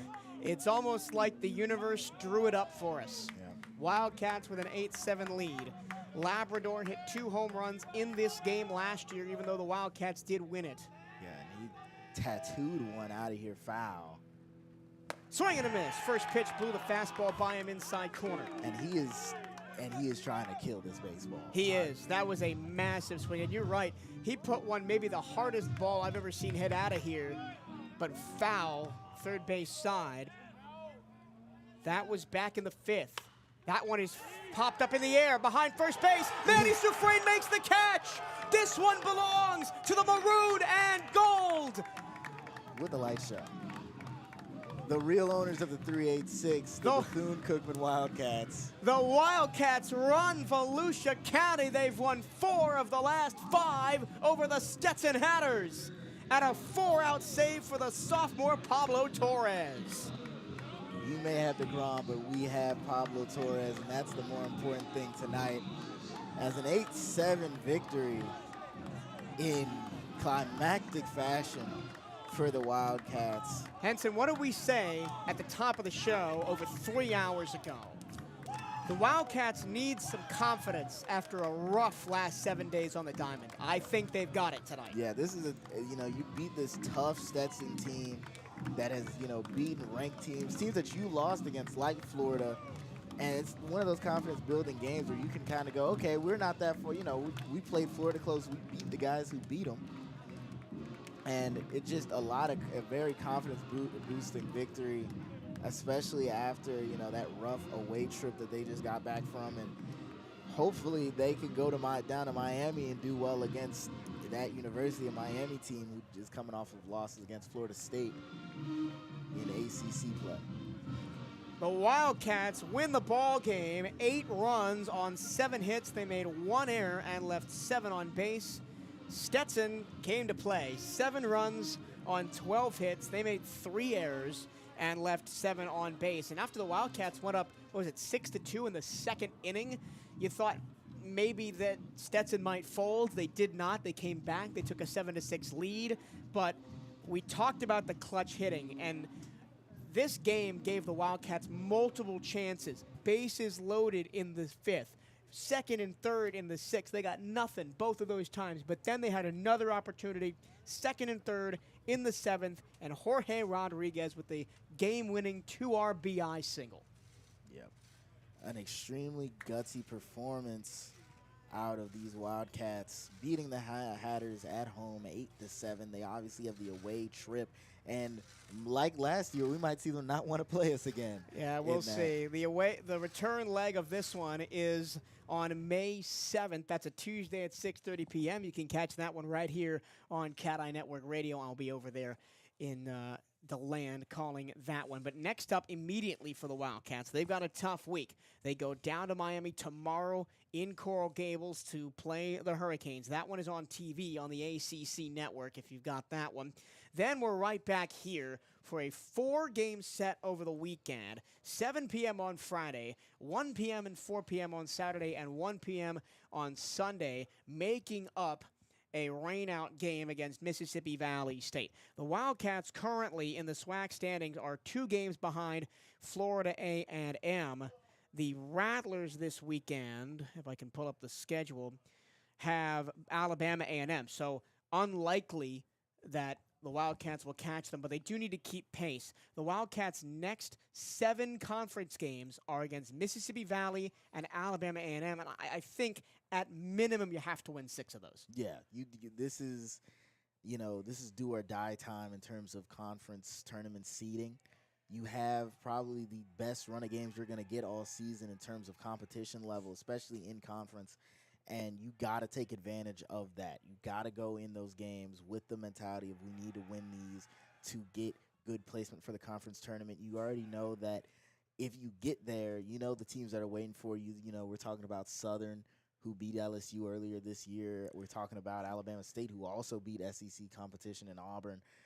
FAMU has been tough all season. And Grambling, who Wildcats played in the semifinals last year, always tough. Coming up next for Stetson, they don't play tomorrow. Over the weekend, they will go to Florence, Alabama for a 3-game set with the University of North Alabama. Then they'll play Florida in Gainesville, a return leg from a game they won into land earlier this year. Then at North Florida, they won't be home again until May 3rd when they take on Austin Peay. So a long road trip ahead for Stetson as they try to break a 4-way tie at the top of the A-Sun Conference. Once again, your final score. Bethune-Cookman wins it, 8 runs on 7 hits, 1 error, and 7 left. For Stetson, 7 runs on 12 hits. They made 3 errors and also left 7. The winning pitcher is Jeffrey Gonzalez. The loss goes to Zane Coppersmith. The save of the 4-out variety goes to Pablo Torres. That'll do it for us here from the broadcast booth at Jackie Robinson Ballpark. From Henson White and our entire CatEye Network crew, my name is Michael Trillo. Thank you so much for spending your Tuesday evening with us. We'll see you back here on Friday night as the Wildcats take on Mississippi Valley State. Until then, have a good one, and hail Wildcats.